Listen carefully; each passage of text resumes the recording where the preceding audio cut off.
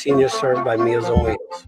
As a volunteer, you deliver a hot, nutritious meal and a friendly hello to someone just like your mother, grandfather, or next-door neighbor.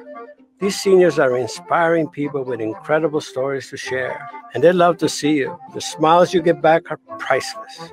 Delivering with Meals on Wheels is easy, and you don't have to drive like me for it to be quick. You can volunteer your lunch break once a week or just once a month. With 1 in 6 seniors facing hunger and many more living in isolation, your lunch break can make a real difference. So, America, let's do lunch. Volunteer your lunch break at americaletsdolunch.org. This message brought to you by Meals on Wheels America and the Ad Council. Okay, Simon, what are you wearing right now? Nothing. That's right. And what do people normally wear? Clothes. Exactly. So now Mommy's going to teach you how to dress yourself. Clothes keep us warm, they look good, and if we go out without them, the neighbors will talk. So it's important to know how to get dressed. Here's how it's done. Underwear always comes first, name tag at the back, then pants, then shirt. Get the first button in the right hole or you have to start all over. If you're wearing a tie, it goes over, round, round, through, and pull tight. Tuck your shirt into your pants and zip up your fly. Socks going first, then shoes right on right, left on left. With shoelaces, just take the ends, cross them over, switch the loops. The rabbit goes down the hole, pull tight, and you're left with bunny ears. I love bunnies. Good to know. Now remember, spots don't go with stripes, socks don't go with sandals, and if you've tucked in your shirt, wear a belt. Got it? Why are your pants on your head? Most parenting is hard to do in just 2 minutes. But spending just 2 minutes twice a day making sure they brush their teeth is easier and could help save them from a lifetime of tooth pain. For fun 2-minute videos to watch while brushing, visit 2min2x.org. That's 2min2x.org. A message from the Partnership for Healthy Mouths, Healthy Lives, and the Ad Council. So you see, son, good manners are very, very important. Someday, many years from now, you're going to be a man. And when you are, you should be a gentleman. Do you want me to go through it one more time? Yes. Yes, please. Yes, please. Exactly.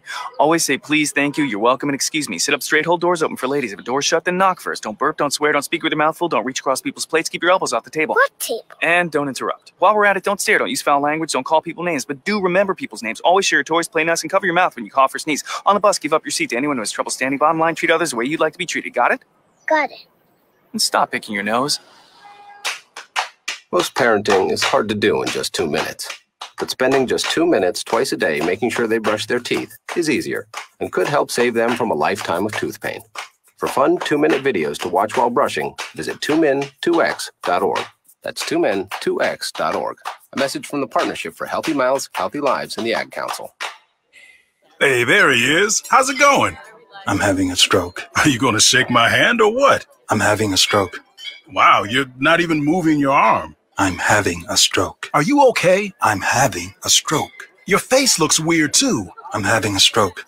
Are you having a seizure or something? I'm having a stroke. When someone is having a stroke, they may not be able to say it with words, but their body language will tell you loud and clear. I'm having a stroke. You just need to know the sudden signs. Look for FAST, F-A-S-T. F, face drooping. A, arm weakness. Or S, speech difficulty. Then T, time. Time to call 911 immediately, because the sooner they get to the hospital, the sooner they'll get treatment. And that can make a remarkable difference in their recovery. Know the sudden signs. Face, arm, speech, time. Spot a stroke fast. Visit strokeassociation.org.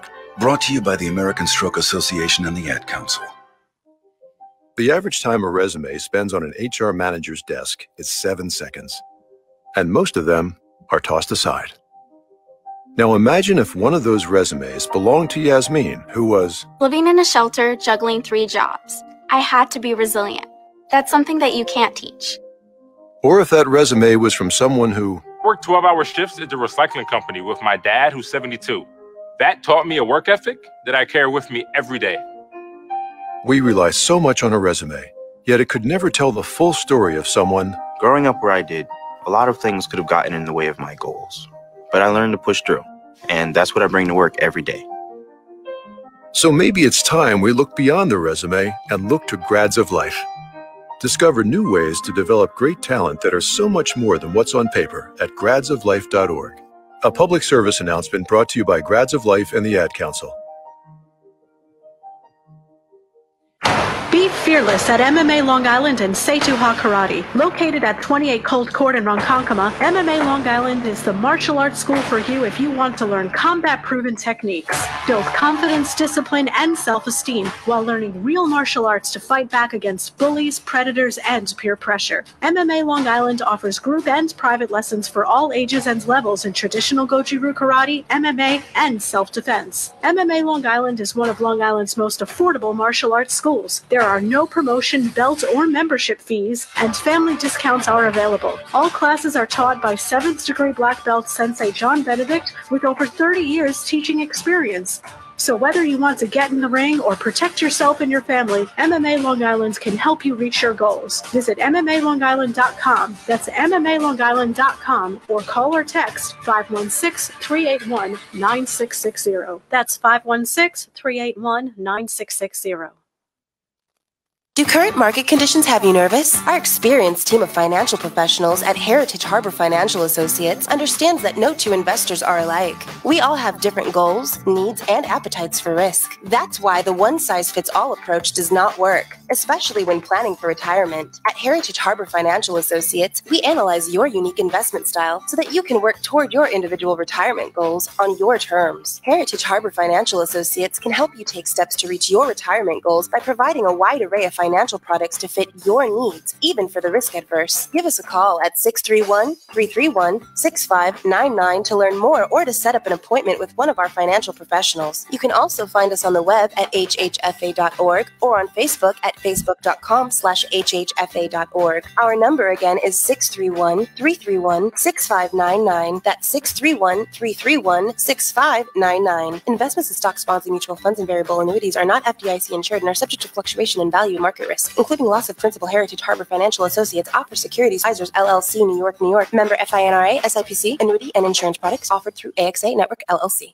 Edward Lehman has been a trusted insurance advisor for over 16 years with insurance solutions for auto, home, commercial, life, and retirement. He's located at 54 Sunnyside Boulevard, Suite H in Plainview. That's just 1,000 feet south of 495. Local agent, local advice. The time to think about insurance is before you need it. So do yourself a favor, and before you pay your next insurance bill, give Ed and his team a call, 516-935-3900, or visit him online at www.allstate.com/EL. Edward H. Lehman Insurance is your trusted insurance advisor.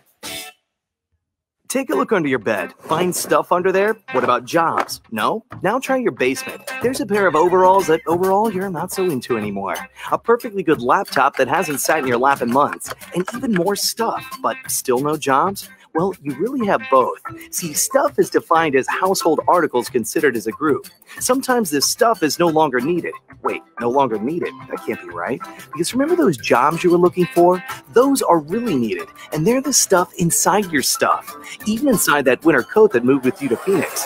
Our job is to unlock those jobs. And it starts when you donate your stuff to your local Goodwill. Here's how we do it. When you donate to Goodwill, we sell your stuff to provide job training for people right here in your community.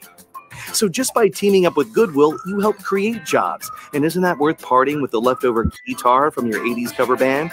Goodwill. Donate stuff, create jobs. Find your nearest donation center at goodwill.org. A message from Goodwill and the Ad Council. Dear John, I was hoping it wouldn't come to this, but you've left me no choice. I'm leaving. Uncontrolled high blood pressure is really serious, and lately you seem to really not care. I've been there for you since day one, and I know you think I'm gonna keep ticking, but no, my friend, I can quit whenever I want. Why can't we get back to the good times, when we were more active and ate more healthy foods, and you checked on me every once in a while? Is that too much to ask? I don't want to leave, but unless you stop ignoring me, what else am I supposed to do? Remember, when I quit, you quit. Sincerely, your heart. Listen to your heart. Don't let it quit on you. Doing the minimum to control your high blood pressure isn't doing enough. High blood pressure can lead to a stroke, heart attack, or death. Get your blood pressure to a healthy range before it's too late. Find out how at heart.org/blood pressure. Check, change, control. A message from the American Heart Association, the American Stroke Association, and the Ad Council. Hey, what's up, everybody? I'm Jason Derulo. I love that music connects to people all over the country. But unfortunately, so does something else. Childhood hunger. 15 million kids struggle with hunger right here in America. And yet, every year, billions of pounds of surplus food in the U.S. go to waste instead of going to the children in need. Feeding America is working to change this. The Feeding America nationwide network of food banks rescues this surplus of food to help provide meals to families in virtually every community in the United States, including yours. But they just can't do this alone. Join me in the fight against hunger in America.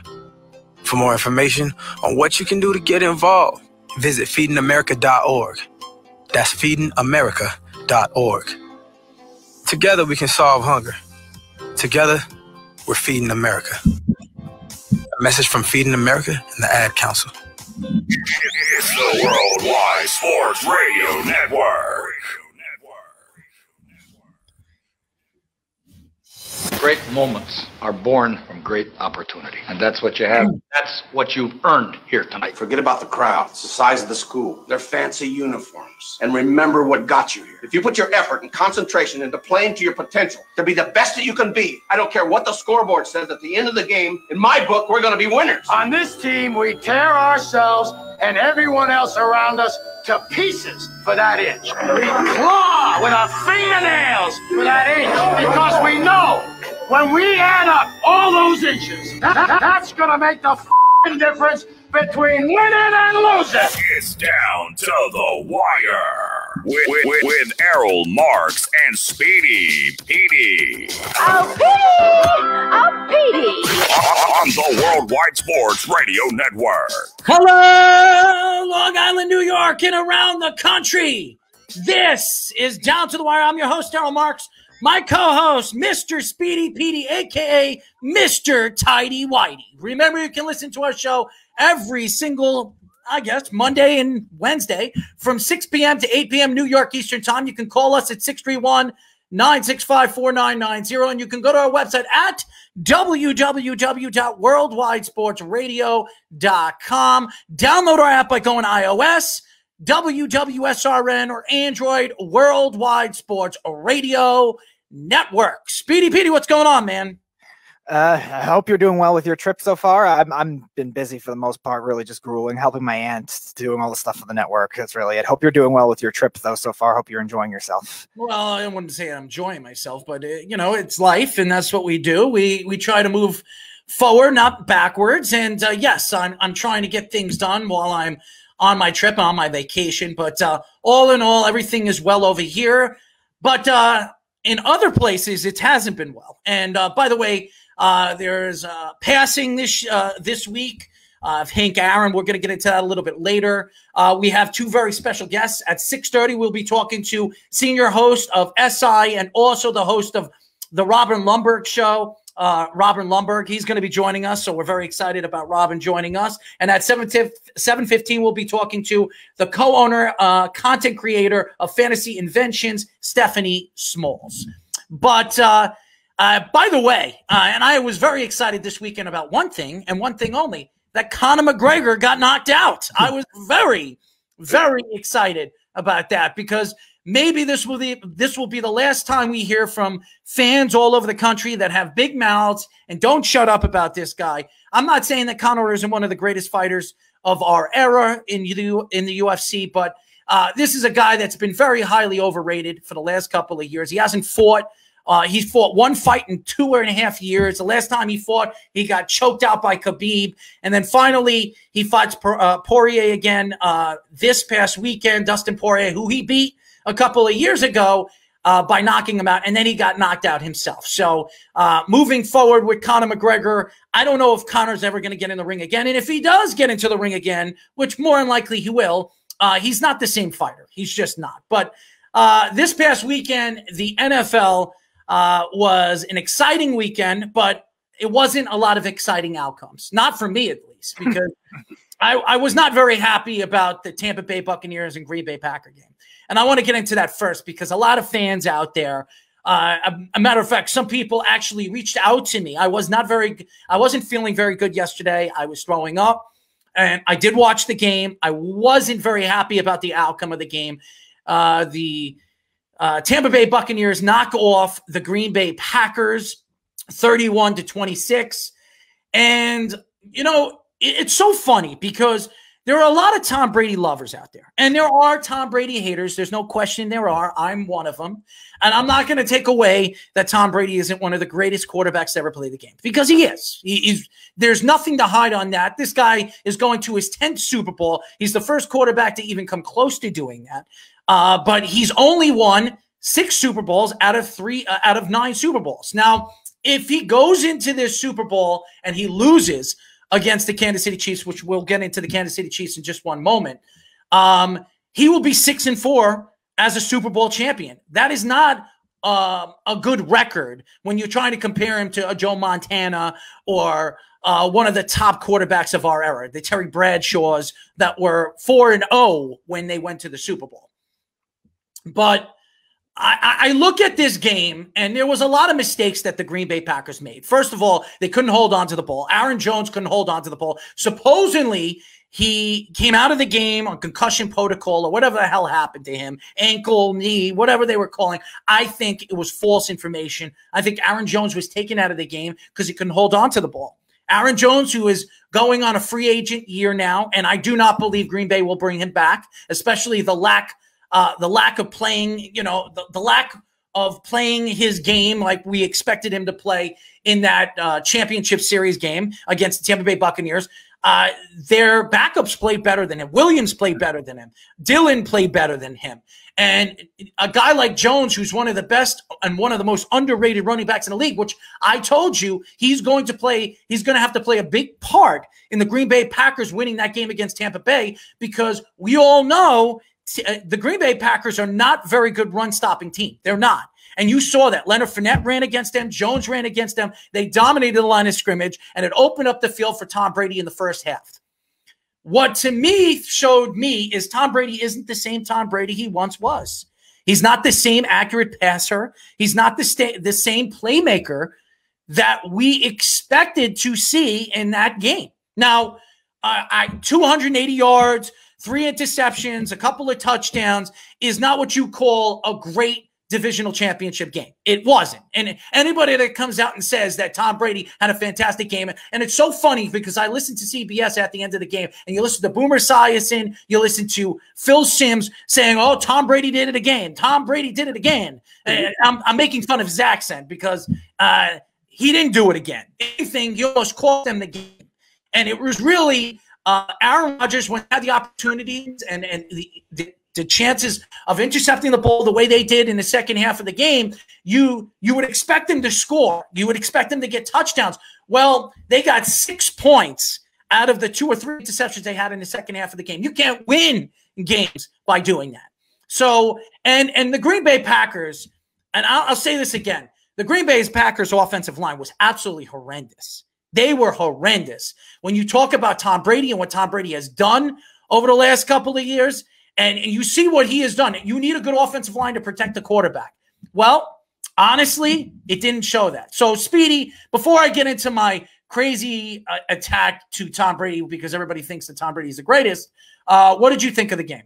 Yeah, I think the 2 obvious takeaways were this. One, they really missed David Bakhtiari in that game. He was the best performance left tackle in football all season long, and it was down, I think, week 15. They really missed him against JPP, who had 2 sacks, Shaq Barrett, who had big sacks late in the game. They really missed him in that kind of case because their tackles really had a lot of trouble. That's number one. Number 2, it seemed like Matt LaFleur throughout the game was kind of trying to make the offense more methodical rather than flashy and big play in order to keep the Buccaneers off the field, which was taking a dimension away from what the Packers offense is known to be. They had a big shot touchdown to Marcus Valdes-Scantling in the second quarter. But again, beyond that, they were kind of moving methodically. Adams really only caught short passes, which is not his game. Aaron Jones, like you were saying, really struggled. And it seemed like they were doing a little too much with trying to keep Brady off the field more than anything else. And I think that was a big problem throughout the game. Everyone was criticizing him for the field goal, which I would have gone for it too. But the bigger problem, I think, was the clock management. He took too much time in between plays and really didn't manage it well.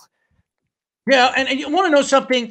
Everybody keeps talking about defense wins championships, which I'm one of the people that say that. Tampa had a defensive championship game plan defensively in that game. They got at the quarterback. JPP was unbelievable. I don't know what happened to JPP and what he was trying to prove yesterday, but he proved to me why the Giants should have never let go of this guy. This guy is a dominant player, a dominant force at the line of scrimmage. Got to Aaron Rodgers at will. Completely torched him at certain aspects of the game. Barrett played well. It was JPP causing a ruckus. And Ndamukong Suh, you say whatever you want, he dominated the middle of the field. He stopped the running game. They could not run the ball. And you saw that.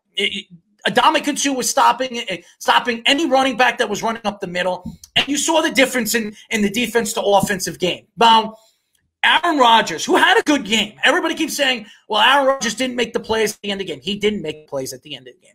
And you have to attack Aaron Rodgers because he's one of the best quarterbacks in the league. I really believe he's the greatest quarterback I've ever seen in my lifetime. I really do believe that. But in the big game, Aaron Rodgers making the big pass and the big play and the important parts of the game, he did not do that yesterday. He didn't. Now, again, Tampa's defense played very, very well. They shut down Davante Adams. Say whatever you want. I was very impressed with their defense and their secondary. I did not think that Davante Adams was going to be shut down by that Tampa Bay Buccaneers defense. I didn't. I think he was far and along the best player on the field offensively besides Aaron Rodgers, and it did not show yesterday. I don't know what Aaron Rodgers was doing in the first half. He did not throw the ball enough to Davante Adams. In the second half, he forced the ball to Davante Adams, and he made a lot of mistakes because of it. He did throw an interception in this game. Aaron did have 3 touchdowns. He had over 340, 350 yards. When you look at numbers, he had a good game. But when it comes to the fourth quarter and not making the plays in the important parts of the game, Aaron Rodgers completely failed. Now, going into this offseason, I don't know what Green Bay is going to do. I don't know if they're going to keep Aaron Rodgers now that they have Jordan Love. I don't know what's going to happen. But let's be honest. This is a team that was favorite to come out of the NFC. This was a team that a lot of people picked to win a Super Bowl this year. They had the most talent they've ever had since the Aaron Rodgers era. You talk about defensively, this was still a top 10 defense. They played very well, except stopping the run. They were a top 10 defense throughout the season. They looked horrendous. They really did. They did not look good against an old man like Tom Brady. And let's be honest.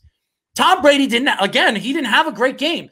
Everybody else did. The defense played well, and there was a lot of good, there was a lot of short passes, and the running game was fantastic. Leonard Fournette, say whatever you want, he missed practically the whole season. He came from Jacksonville. Leonard Fournette showed you why they made the move to bring him into this organization and this team, because Leonard Fournette, for the last 3 weeks, has dominated the line of scrimmage. Yeah, again, the offensive line for Tampa definitely was the biggest factor for them offensively, because it was kind of spread around with the different skill players with what they were able to do. One quarter was Fournette. The other one was Evans really in the beginning. Then it was Godwin that took over after that. There was the big play to Scotty Miller. So Arians did a great job in that, but it was really the offensive line that made a difference. Both tackles played tremendously well. I've been bashing Donovan Smith for most of his career, but he played phenomenally all postseason long.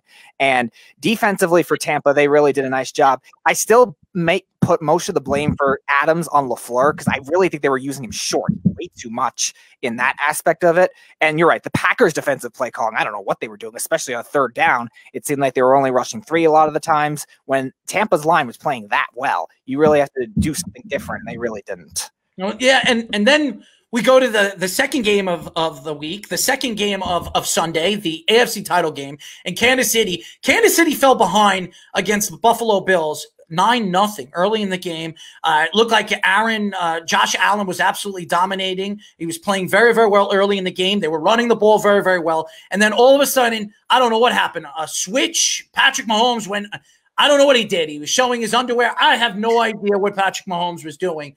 But all in all, Patrick Mahomes picked up the pace. Anybody I thought Le'Veon Bell was going to be a factor in the playoffs for this Kansas City Chiefs, he looked horrendous yesterday. He looks washed up.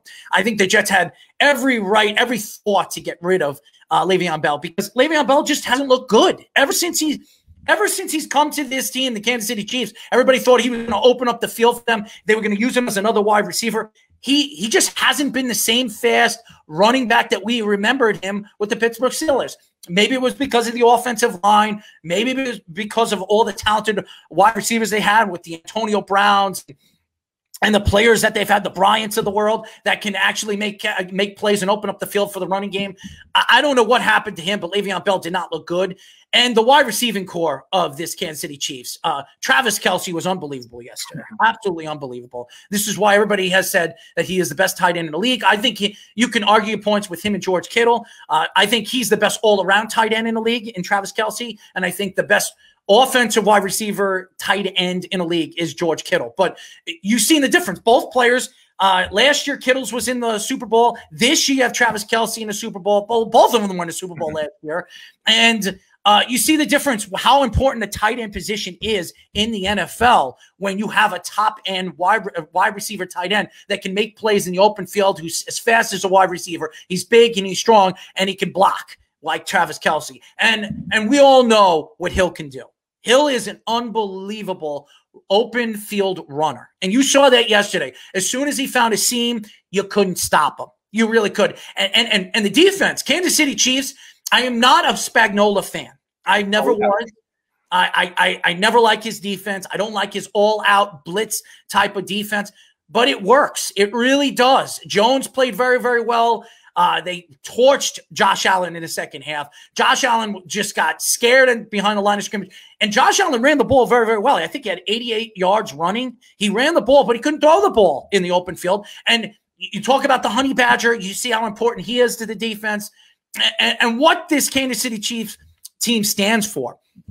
You talk about Patrick Mahomes. Patrick Mahomes had protocol all week, concussion protocol. Nobody even knew he was going to play in the game. And then he finally picked up the pace, really, in the second quarter of the game, and he didn't look back. This team didn't look back. And Andy Reid, I love Andy Reid. He deserves all the credit in the world. I'm not a Kansas City Chief fan. I'm not. But I love Andy Reid. I think he's one of the best coaches in the NFL, one of the best Samaritan coaches in the NFL, very well respected throughout the league, one of the nicest people, one of the nicest coaches in the NFL. He deserves all the credit in the world with this offense, especially bringing in Chad Henning last week and making a play at the end of the game that practically won them the game against the Browns. So it could have been Buffalo, or it could have been the Browns going to the Super Bowl. But no, it's the Kansas City Chiefs going against the Tampa Bay Buccaneers. So Speedy, and by the way, I don't know what was going on in the second half of the game. The Buffalo Bills, and Josh Allen is a complete sore loser, okay? What he did after he got tackled to the ground by Okafor, who tackled him to the ground, I think it was 57-58, and then all of a sudden, Josh Allen threw the football at the end of the game in the fourth quarter at him with what's 2 minutes left of the game, and then all of a sudden the offensive lineman the offensive lineman of the Buffalo Bills came to his defense, which I understand. I appreciate an offensive lineman to come to his offense. But Josh Allen was completely at fault in that play. And really, Josh Allen, be all what he is as a player and how talented he is and what he's shown everybody to be a top 5, top 6 quarterback in the league. He looked horrendous. And he couldn't get the ball to Stephon Diggs. And Stephon Diggs, when he did make plays in the open field, he couldn't run. Stephon Diggs is one of the best wide receivers in the league and a catch-and-run type of wide receiver. He did not do this in this game. And you saw the difference in the offense with the Buffalo Bills. Yeah, I think the biggest things with the Bills were two things, one of which Sean McDermott tried everything on defense to stop Travis Kelce. We saw Milano, Edmonds, Poyer, Hyde. Kelce was just too good. Simple as that. It's not like he wasn't trying to do that. But again, the one thing I'm surprised they didn't do was Tre'Davious White shadowing more on Tyreek Hill. They kind of switched him off. They put him on Kelce at times. They put him on just one side of the field at times. And that was kind of weird to me. Everyone's criticizing him for the field goal. I don't mind one at the end of the half, which is fine. But the second one was kind of weird to me. And definitely what you were saying about Josh Allen, that was very classless, I think, at the end of the game in a blowout type game. And you don't really see that with Josh Allen normally. John Feliciano, like you were saying, came to his defense, but still, that's still very inappropriate, very classless from Josh Allen. I'm surprised that he's being that type of guy, and the Bills are not normally that type of team, so I'm very surprised that ends up being the case. But I think the biggest takeaways is shout out to Steve Spagnuolo. That was a tremendous game plan he had, and those corners played very well for Kansas City in that game. With, again, they lost Fuller in the offseason, a lot of rookies on that team, and they played tremendously. Yeah, they played very, very well. And I'm so sick and tired of the crybaby antics at the end of the game. Aaron Rodgers crybaby antics. I am so tired of it. Tom Brady with his smile. I'm going to the Super Bowl. Good for him. I have to give Tom Brady a lot of credit. Say whatever you want about Tom Brady. And he didn't play well. He hasn't played well throughout the playoffs. And all the Tom Brady lovers, the Beeve, Eric Martini, all you guys that love Tom Brady, I'm so tired of listening to you guys say that Tom Brady is the reason why all these championships happen. It's a team game. Football is a team sport. That's what it is. And you saw the difference in when your team plays well, when Tampa's defense played well, their offensive line held up. And by the way, Tampa's offensive line is practically the same offensive line they were last year, maybe adding one or two pieces. Their draft pick from the last year's draft and Worth. This is still the same offensive line. But you see how fast Tom Brady gets rid of the ball.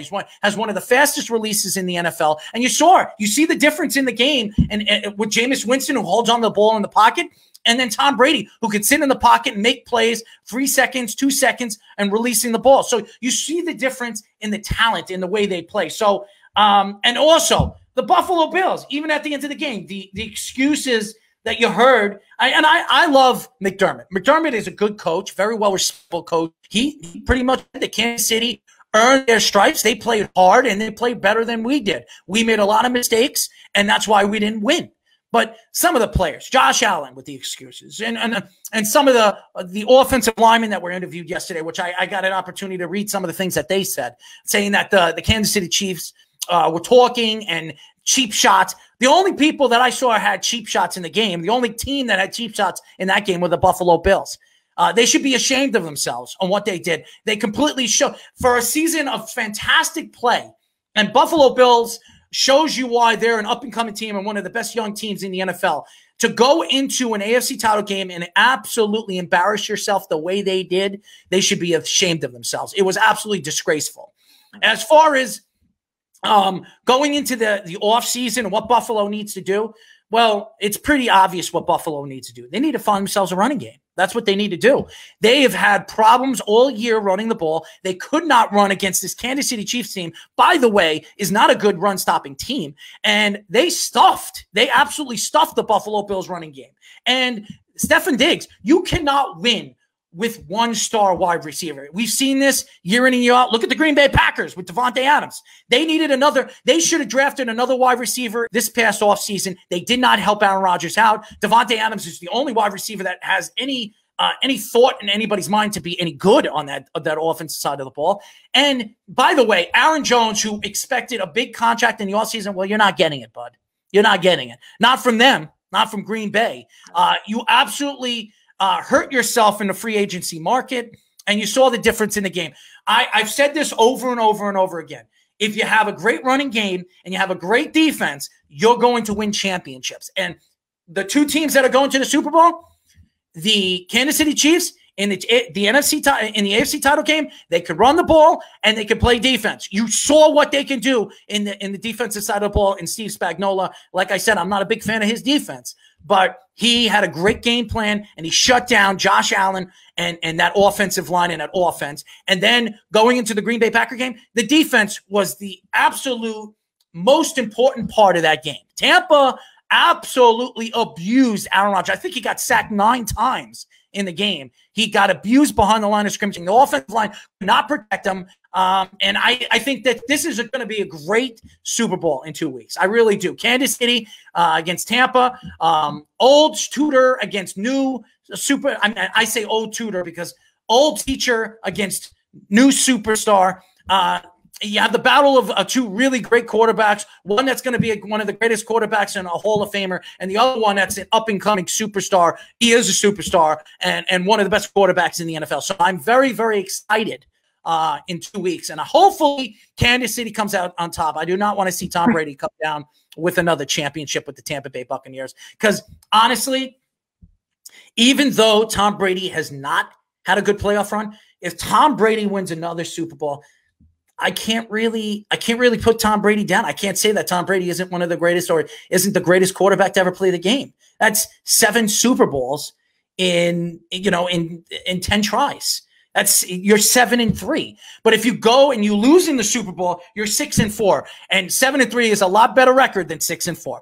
When we come back, ladies and gentlemen, we will be talking to senior host of SI and also the host Robin Lundberg show on the CBS radio Saturday mornings and co-host of Full Court of Flatbush with Kerry Kittles. of the Brooklyn Nets podcast for the New York Post, Mr. Robin Lundberg, here on Down to the Wire. It's the Worldwide Sports Radio Network.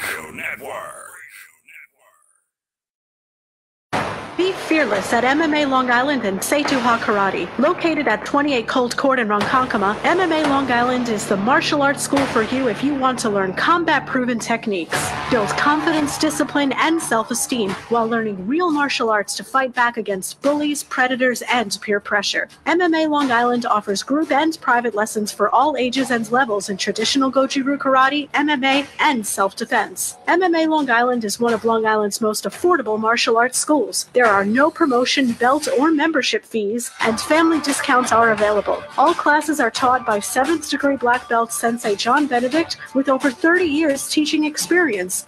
So whether you want to get in the ring or protect yourself and your family, MMA Long Island can help you reach your goals. Visit MMALongIsland.com. That's MMALongIsland.com, or call or text 516-381-9660. That's 516-381-9660. It's the Worldwide Sports Radio Network. You're listening to Down to the Wire on the Worldwide Sports Radio Network.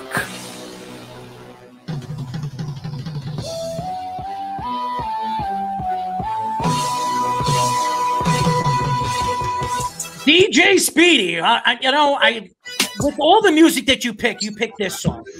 Oh, man. As you know, this is Down to the Wire. I'm your host, Errol Marks, my co-host, Mr. Speedy Petey. Remember, you can listen to our show every single Monday from 6 p.m. to 8 p.m. New York Eastern Time. You can call us at 631-965-4990. You can also go to our website at www.worldwidesportsradio.com. Download our app by going to iOS, WWSRN, or Android, Worldwide Radio Network. Well, I'll say this. We had a crazy weekend of sports. Like I said, Conor McGregor. We know who's going to the Super Bowl, the Kansas City Chiefs and the Tampa Bay Buccaneers. And Jillian reached out to me a couple of weeks ago, and she said that we've been trying to get Robin Lundberg on the show. And I said, well, when I'm on my show, I want to talk to him. I know he knows a lot about what's going on in sports. I've been following him for many, many years. He actually was on my show years and years ago, if he doesn't remember, but we'll get into that in just 1 second. We are now talking to senior host of SI and also the host Robin Lundberg show on the CBS Radio Saturday mornings, and co-host of Full Court of Flatbush with Kerry Kittles of the Brooklyn Nets podcast for the New York Post, Mr. Robin Lundberg. What's going on, Robin? You're right, I don't get any entrance music. Breaking glass. I'll come through now. What's going on? That's his fault. Blame the producer. That's not my fault. Right. I'm not the one that's doing that. But how are you, Robin? How are you and your family doing with this pandemic? I know you have kids. How are you guys doing? I say this a lot. All things considered, I'm doing great, right? Like, I'm employed, I'm healthy, so I really don't have much to complain about. Like, my biggest complaint is I'm in the house too much.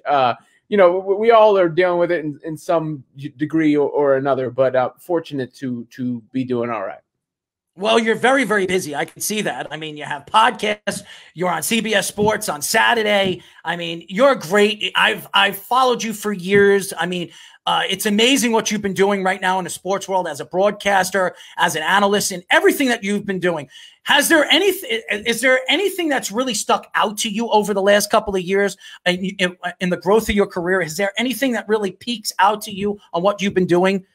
You always have different peaks and valleys and things you remember, right? Like, I mean, I spent a long time at ESPN Radio, and during that time period, there was a connection with the audience that was always special to me. And then when I first got to SI, I did a video on, it was probably the video I was born to do at the time, because it started with, it was a LeBron being better, the best ever video. Before that was like all over the place.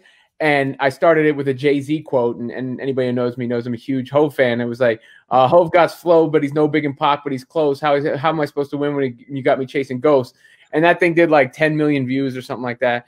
You know, so I knew that had solidified me at that place. And you know, and then it's just, there's always things that are, you know, I'll never forget where I was when I found out about Kobe, RIP, you know, a year ago tomorrow. Right. And there's just, you know, so many different things that, you know, I'm thankful to be able to do stuff every day for SI and hit every sort of topic. I'm thankful to, you know, be able to still have that listener connection on the radio and talk to people on Saturday mornings. And now with the Brooklyn Nets being the most interesting team maybe in sports, getting to do a podcast on the Brooklyn Nets. So I'm busy for sure. And sometimes I'm like, all right, you know, do I need to dial it back a little bit? But it sure as hell beats the alternative.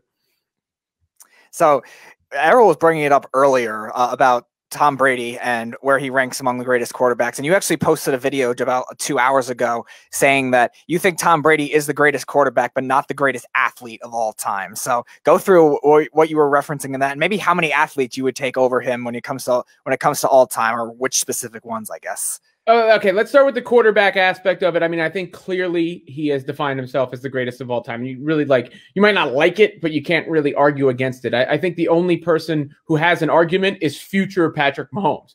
But you know, that's the only person who has an argument. I would put him on my Mount Rushmore, you know, of the greatest I've seen, right? It's a little difficult because you have the individual athletes. So you have Floyd Mayweather and Serena Williams and you know, people like that who have achieved individually. And then you have the team sport athletes, and you have the LeBron Jordan aspect of it. You know, to me, LeBron himself is a one-man dynasty, right? You put him on any team he's gone to, he turns him from lottery team to contender, essentially. And then there's just a degree of athleticism involved. It's nitpicking. You know, so if you said Brady's the greatest ever, I'm not mad at that opinion, given what he's accomplished. I just feel like the dynamics of football are a little different. And you know, clearly every team he's been on has benefited from his presence. But this year, you know, he's surrounded by a lot of good personnel. The defense really won that game. Early in his career, the defense won a lot of those games. Obviously, he had Belichick around him. So I'm not taking away any of what he did, but there's just a certain dynamic structure. I think it's a little bit different in football than it is in basketball. So ultimately, I'd have him on my Mount Rushmore, and that's nothing to sneeze at. Well, I will say this. He's either one of the greatest quarterbacks to ever play the game or one of the luckiest quarterbacks to ever play the game. That's for sure. You can't be that lucky that often, right? Like, and I mean, they also cheated a little bit in New England. We forget about that. But, you know, but nobody's that lucky. That's the point. Like, we're okay. Like, you can rationalize it away or explain it away at some point, but then when it gets so overwhelming, the common denominator is Tom Brady. The common denominator can't be luck every time. As you guys know, we are talking to senior host of SI and also the host of Robin Lundberg show, Robin Lundberg. Now, Robin, we were talking about Tom Brady and how great Tom Brady has been throughout the last, I would say, the last 2 centuries or whatever, decades. The guy's unbelievable. The guy, he never ages. He's 43 years old. He's still playing in the game. I'm surprised he hasn't played for 50 years. It's just unbelievable on what he has done as a player and how much success he's had. Do you think with all the success Tom Brady has had, does he stand out as the greatest athlete of our era? No, I mean, it's Mount Rushmore, like I said. So, like, who's better, LeBron or Brady? Mm-hmm. They both LeBron, yes. I mean, like, or you could, I guess you could argue either way, right? Like, it comes down to a preference or a specific point on that. Serena or Brady, Tiger or Brady. I discount golf, so I wouldn't really throw it to, but I'm just using another example. You know, so I think it comes down to he's on that short list. And ultimately, when it comes to team sports, I think it basically boils down to a LeBron versus Brady debate and where you fall on that. I would agree with you. Another one that I was thinking of too was Michael Phelps as well. All he's accomplished in the Olympics, I would definitely put him maybe even number 1 in this athlete. Here's my thing on this, and I know this pisses some people off. The best athletes just don't wind up in the swimming pool first off, right? Like, you know, it's not the first thing you do when you're like, all right, we're all competing in the schoolyard. Like, I'm going to be the best in the swim. He's the best swimmer ever. No questions asked. And I say this as a former distance runner. Like, I was a distance runner. I think I was 5th in the state of Maryland in the 2 mile when I was in high school, right? And I actually won the best athlete award in my high school. I played basketball and soccer and track, and it was a crock because there was no way I was the best athlete in my school. It wasn't even close. Maybe it was I was the token white boy on the basketball team, or just the number of things that I did. But you know, if I was a good enough athlete, I would have run the 100 meter. I would not run the 2 mile, right? Like if I was first thing you do is racing. So like I think Michael Phelps is tremendously accomplished, but even if you're having like a Usain Bolt versus Michael Phelps debate, I would lean to the sprinter because that's the first thing you're doing. Let's get and have a race. And then eventually you find your niche if you're not in one or two things. And in the build that Phelps has, the breath control that Phelps has, all those things are so incredibly suited to being in the swimming pool. He's unbelievable there, but it's a little bit too specialized, I think, for me to put him in that broader thing with where I think you just have more talent competing for those spots. So we're in New York, and I want to know your opinion. What are your thoughts with the hire of Robert Saleh? And where do you think the Jets have to go this offseason to really rebuild this team to possibly be a playoff team next year? I mean, DeShaun Watson, he's a big name that everybody keeps talking about. The Jets are his number one target all of a sudden. When the Jets were the laughingstock of the league a year ago, now all of a sudden with the season that they have the number 2 pick. Robert Saleh comes in. Now Richard Sherman, Allen Robertson are posting up things that they want to go there. And now everybody wants to go play for Robert Saleh and the New York Jets. So what are your thoughts on what the Jets need to do in the offseason, what Joe Douglas needs to do in the draft, and do the Jets make that move for DeShaun Watson? Well, look, when a lot of these coaches are hired, does anybody actually know? Like, people like to pretend that they know. We'll see. But the word on Saleh is very good, right? Like, people have vouched for him. People have spoke of his presence, and clearly you can see him speak, and he's got a good demeanor about him. So I can't be mad at that at all, especially if it leads to DeShaun Watson being more attracted to your place as a destination. If they can trade for DeShaun Watson, absolutely you do that, because I think that organization needs two things first and foremost before it needs anything else. It needs culture or structure, and it needs a quarterback. So, you know, you get those two things, you're in business, and then you can start talking about like weapons and all that, you know, ancillary, the paint job, right? The sound system, all those things. But first you need the engine and the driver. So if it wasn't the Jets or the Dolphins, which are his two preferred teams, which other teams do you think have a good shot, or maybe an under the radar shot at making a trade for DeShaun Watson? And maybe it would be worth it for them with their draft picks and their situation, maybe coaching wise too. Oh, I think it's worth it for, 20 teams out there. I'd have to look and actually analyze the draft capital that some of these teams have. But of course, like a team like San Francisco jumps to mind, or Denver or Washington, the Rams, if that was somehow possible. There are a lot of teams out there that, you put DeShaun Watson on them and they look a lot better. I think the reason you've heard the Jets and the Dolphins so much is because where they are in this year's draft. And the Jets made that Jamal Adams trade, so they have other picks in tow. The Dolphins could theoretically, package Tua with the second pick in the draft. So I think that's the main reason you've heard those two teams is because of where they're at in the draft this year to put together a enticing trade package. We are talking to senior host of SI and also the host of the Robin Lundberg Show, Robin Lundberg.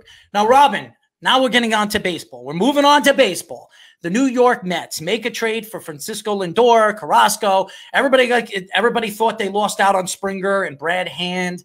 And everybody thinks that Uncle Stevie's going to go out and spend the money and buy everybody, just like the New York Yankees.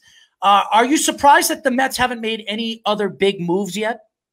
The Lindor move is a pretty significant move, right? I mean, that's the biggest move that most teams would make in any offseason when you get somebody who plays a defensive position and can hit like that. So, I mean, I think that's a, significant move. Obviously, the Mets had their own thing to deal with, like last week. They had to fire the GM over that creepy behavior.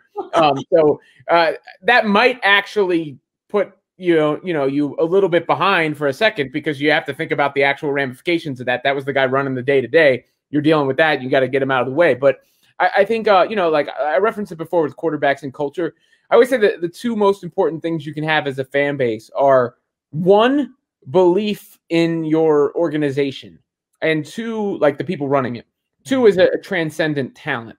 The Mets have some talent. I don't know if you'd say anybody's like, headed directly to the Hall of Fame immediately, but they've upgraded their talent.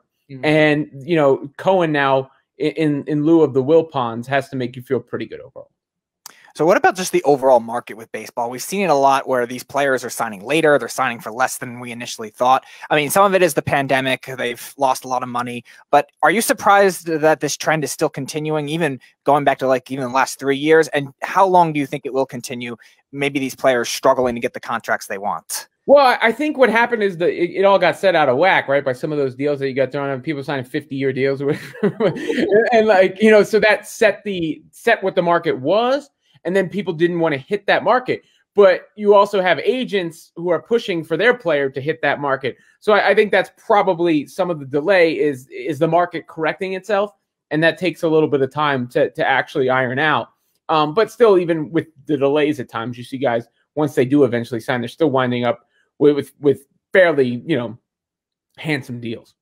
Well, you look at the Yankees, Robin, and the Yankees were really the team that started, overspending for players with George Steinbrenner. He was the guy that would give these players 8 or 9 year deals worth about 150, 160 million. And then all of a sudden this offseason with the COVID-19, the Yankees kind of changed the market, giving DJ LeMahieu a 6-year deal worth about $90 million. This is one of the best hitters in baseball. Do you see this as the Yankees, they started the trend on overpaying players. Now, do you think the Yankees have changed the trend to underpay players and give them more years? Well, look, I think everybody's looking for market inefficiencies or things that they can capitalize on. It's not, it's not like the Yankees are the only team that is interested in signing players, right? So I don't think they can just dictate how it goes. I think again, you're dealing with the market correcting itself over time. And if you are I think if you are a team, you'd rather pay more per year than pay out all those years, because every single one of those deals we've thought about and gone, Bryce Harper, what's he look like at the end of that Phillies deal? Or remember, the deal Robinson Cano signed. Look how that, has wound up over time. Like those kind of deals that you don't want to be a part of. So I think you're seeing, the organizations trying to be a little bit more shrewd in the way that they're structuring these things. And the players are coming back down to to work it out in what benefits them best. But I mean, again, the deal you just cited, that's not NBA superstar numbers, but it's bigger than almost everybody in the NFL, right? I mean, that's like still a relatively good deal. Yeah. So I want to go back to the NFL because you actually had an interesting take on the Phillip Rivers retirement. There's a debate now whether Phillip Rivers is a Hall of Famer. That leads back to the Eli Manning. And both Errol and I think they're both Hall of Famers. He thinks Rivers is better than Eli. I think Eli's better. But what was your take on that? And maybe this whole Hall of Fame debate, maybe just with the committee itself in terms of letting these players in? Well, look, does Phillip Rivers pass that, oh my God, yes, of course he's a Hall of Famer thing? No, I don't think so. Like that instant reaction, like, yes, you put him in the Hall of Fame. Because I never thought of him as like a huge big game guy or somebody that I feared in those spots. In fact, he's only won more than one playoff game one time in his career. But then you actually look at his career that he had, plenty of winning seasons, plenty of playoff appearances, 5th all time in touchdown passes, 5th all time in passing yards, and it's going to be tough to keep him out based on that. And that's where ultimately I would vote him in. Like I never buy the first ballot or not nonsense. It's kind of like you're a Hall of Famer or you're not. My point kind of was, and you referenced it to a degree, if we're going to turn Eli Manning into some huge debate, then Phillip Rivers is a debate. I put them both in. I agree. I put them both in. But, one guy, Phillip Rivers has the edge statistically, but it's not like a landslide. And then my favorite thing about the Eli nonsense is, well, if you took away the 2 Super Bowls and the 2 Super Bowl MVPs, yeah, well, if you took away everybody's greatest accomplishments, they're not as good. There's a reason you're using them as part of the argument because they're big accomplishments. Most people don't. Aaron Rodgers just got eliminated. He's only won 1 Super Bowl. Drew Brees just got eliminated. He's only won 1 Super Bowl. So, yeah, Eli Manning might not touch those guys regular seasons, but it does matter that he had 2 successful playoff runs, won 2 Super Bowls, 2 Super Bowl MVPs, and beat Tom Brady twice. Unbelievable. Unbelievable. We are talking to senior host of SI and also the host of the Robin Lundberg show, Robin Lundberg. Now, Robin, I've been watching the Knicks, and I am a huge New York Knicks fan. I've grown up. I was a hockey player. I was a top end hockey player, a ranked hockey player in the country before I hurt my knee, and I've been following hockey for years. But basketball was my love all the way through the 90s with the New York Knicks, the John Starks, the Charles Oakleys, the Patrick Ewings, the Xavier McDaniels, Anthony Masons. I mean, those were the fun Knicks. I love the New York Knicks. But over the last 20, 25 years, this New York Knicks team has been absolutely horrendous. The coaches they brought in, the David Fizdales of the world, the crap that they brought in to this organization. And by the way, Phil Jackson being another you-know-what. I don't want to say it on live radio, but that's just my opinion. You look at Tom Thibodeau, Rose, Wesley, and Perry together, working together. You don't hear James Dolan's name anymore. And then you see the draft that they had. They brought in a guy like Quigley, who everybody was talking about. Who the hell is Emmanuel Quigley? Oh, he was just the SEC Player of the Year. And you bring in, all these different players. You bring in all these Kentucky players. Julius Randle showing why he could become a superstar in this league, all under Tom Thibodeau, who actually interviewed for this job 3 times before he got it, because this is what he wanted. He wanted to be the coach of the New York Knicks. He grew up in Connecticut. He grew up a New York Knicks fan. He came to the league under Pat Riley and Jeff Van Gundy. He finally gets his dream job, and this team is finally playing defense. They're ranked in almost every single defensive statistic right now in the league as the #1 defensive team in the league. Are you surprised this team is playing as well as they are? Yeah, a little bit. I am. Look, Tom Thibodeau, I think one thing he's kind of shown is he's going to maximize what he has. And part of that is playing guys a lot of minutes. Barrett and Randall are playing a ton of minutes. Part of that is developing guys who maybe, didn't play as well under previous regimes. Randall would certainly fall into that category. They've got some young guys who have some potential to a degree, but I still don't think overall they're incredibly talented. You referenced Quickly. I mean, I think if he pans out, that would be really big for them, because I think you still have a question mark on Toppin. Barrett has to show he's more consistent with the shot, though. He's strong and can get to the basket at times. But I am surprised because if you look at it and you go, all right, going into the season, who's the best player on the team? Given what Randall had done last year, I wasn't expecting this from him. And the rest of that personnel. I think the Knicks have been surprisingly competitive, which speaks well to the people that are running them at the moment. I think they got a long ways to go before they make any other leap. I don't think they're a playoff team. I don't think they have the in-house personnel to contend based just on their core at any time. But if you're just looking for the meter to be pointed upwards, I think, yeah, you could say that. So the other end of New York basketball has been the Nets making a lot of headlines with the James Harden trade now. Kyrie Irving missing in action for quite a while. So what are your thoughts with all those? Do you think the Nets gave up too much? What do you think their ceiling is like in terms of the Eastern Conference, maybe being the best team? And could they beat one of those West powerhouses? And if so, what will it take in order for them to do that? Well, they're not a championship level team right now, as is, but I still think they wind up winning the Eastern Conference. You don't have Kevin Durant and James Harden on your team and suck or not be really good, right? And then Kyrie, you add him to the mix. The addition of Kyrie made him a little worse defensively, a little smaller, and made the dynamic a little harder to figure out because KD and Durant, that's going to click instantly. KD and Kyrie was clicking instantly. I think it's more about how Harden and Kyrie play together. I think they did their best job of that the other night, but they have to be aggressive simultaneously. Kyrie has to still look for his offense because he's an incredible shooter, but not commandeer the out. It's a balance. It's working that stuff out. I think more of their issues, Kevin Durant just fixes everything. More of the issue, I think, is they need NBA bigs. They don't have many of them on the roster. Nick Claxton coming back could be big for them. They could use another wing player. Those ancillary pieces, because you got the big three. Jordan, DeAndre Jordan, I think you can, trust for 15, 20 minutes a night, something like that. But they're asking too much out of that position right now from him. And then beyond that, you can trust Joe Harris, Bruce Brown, and Jeff Green. And then nobody else. The bench is weak. So a championship team plays championship level defense. doesn't turn the ball over a bunch, rebounds the basketball, all those little things aside from just scoring it.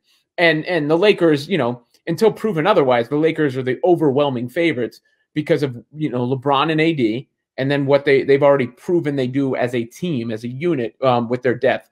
But if you're telling me like the three teams that I think have the best chance to win the championship, clearly the Lakers, and then next up I would go with the Clippers and the Nets in some order. And by the end of the season, once they play together more, and once they put the finishing touches on the roster, at least as much as they can do this year, because remember, this is not all about, I know that we get caught up, but it's not all about this year. It's about this window that you have with these guys this year, next year, the year after that, hopefully the year after that, maybe the year after that.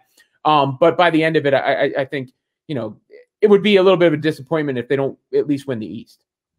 Well, I will say this. Hopefully you don't think the earth is flat, okay? You can prove that yourself. I mean, why is it light in China right now? Probably. Well, Kyrie does. I'm surprised he didn't fly to the moon. I mean, he disappeared for 7 or 8 days, so who knows what he was doing in that time. But before we let you go, could you tell us a little bit about some of the things that you've been doing besides radio? Off key. Have you been working on some of the any kind of events? Are you doing anything trying to help any organizations? Are you doing any of that? I mean, I was involved, I guess, politically, given the current, the previous state of affairs, hopefully not the current state of affairs, but I did protests and made phone calls and stuff like that at various times. Right now, though, more so, I'm a dad. That takes up a lot of time, and then just trying not to go insane, right? Like, so I most of my day is working, being a dad, and then like I always tell my family, Daddy needs his air, and I go outside for a bike ride or a run or something along those lines to get some air. But if I can help people out, of course, I always try and do that when I get a chance. But I can't. I'm not gonna make myself out to be like some sort of philanthropic, selfless hero. No. Yeah, well, you've been one of the most respectable broadcasters in the business for the last 10 years. I really appreciate you joining us. Tell the fans how they can find you on social media. Sure. It's at Robin Lundberg on Twitter, ROBINLUNDBERG. Then somebody has my name. Some other dude had my name on Instagram. So it's D Robin Lundberg on Instagram.